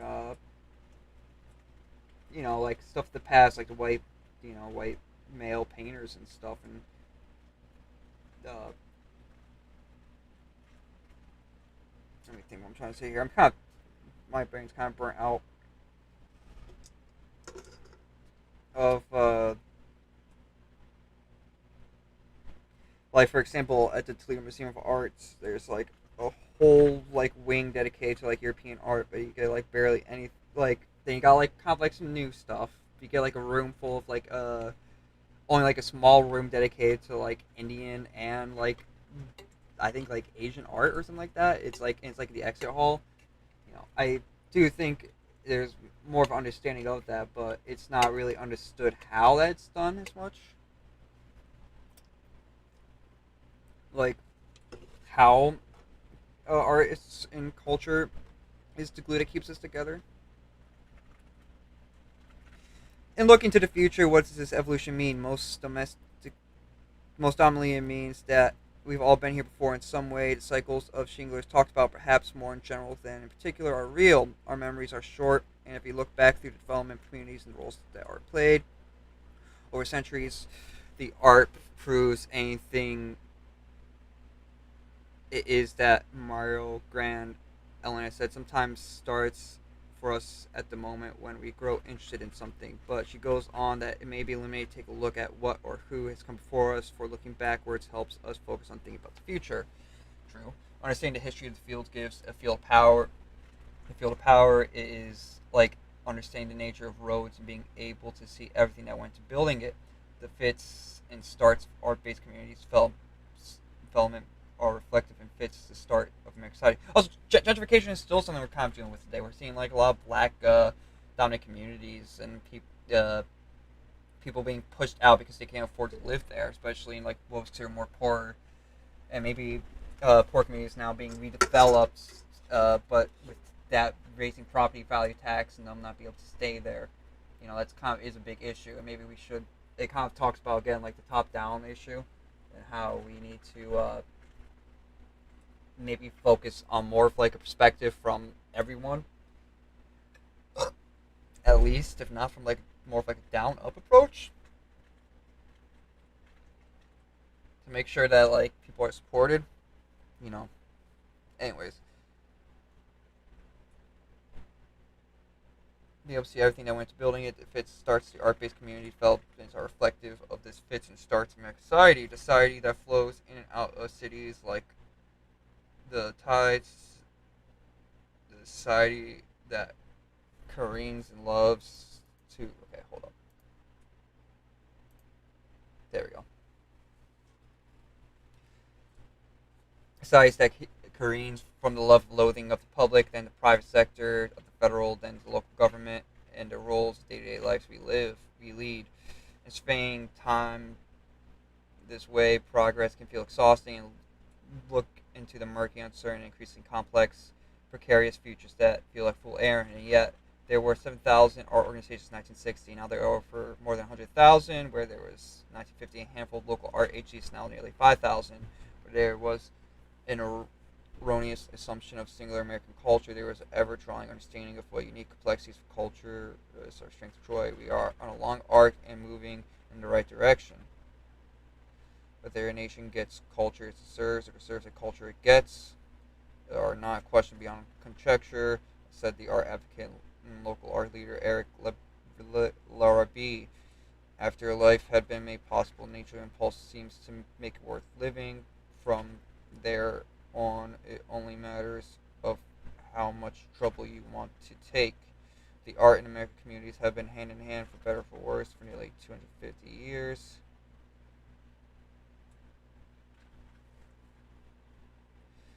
As we look forward to an era of increased technology, diversity, decentralization, and uncertainty, the lovers will continue to dance long married, carrying their history informed in every shift, shuffle, and step by the sense of memory of what comes before, working to most satisfying conclusion. They will, we must hope, breathe in unison, cheek to cheek, prayer on the shared lips of our nation will get great culture, great communities it deserves. Mantra of our time, the art bettering lives, people forever. Amen. Okay, well, that's great and all, but it's like 8:17. Okay. Like I was gonna DoorDash, and I probably still am. This is gonna suck. I was hoping to get going earlier, but I wanted to do this, and it's a good thing I got it done. Anyway, so yeah, thanks for watching. If you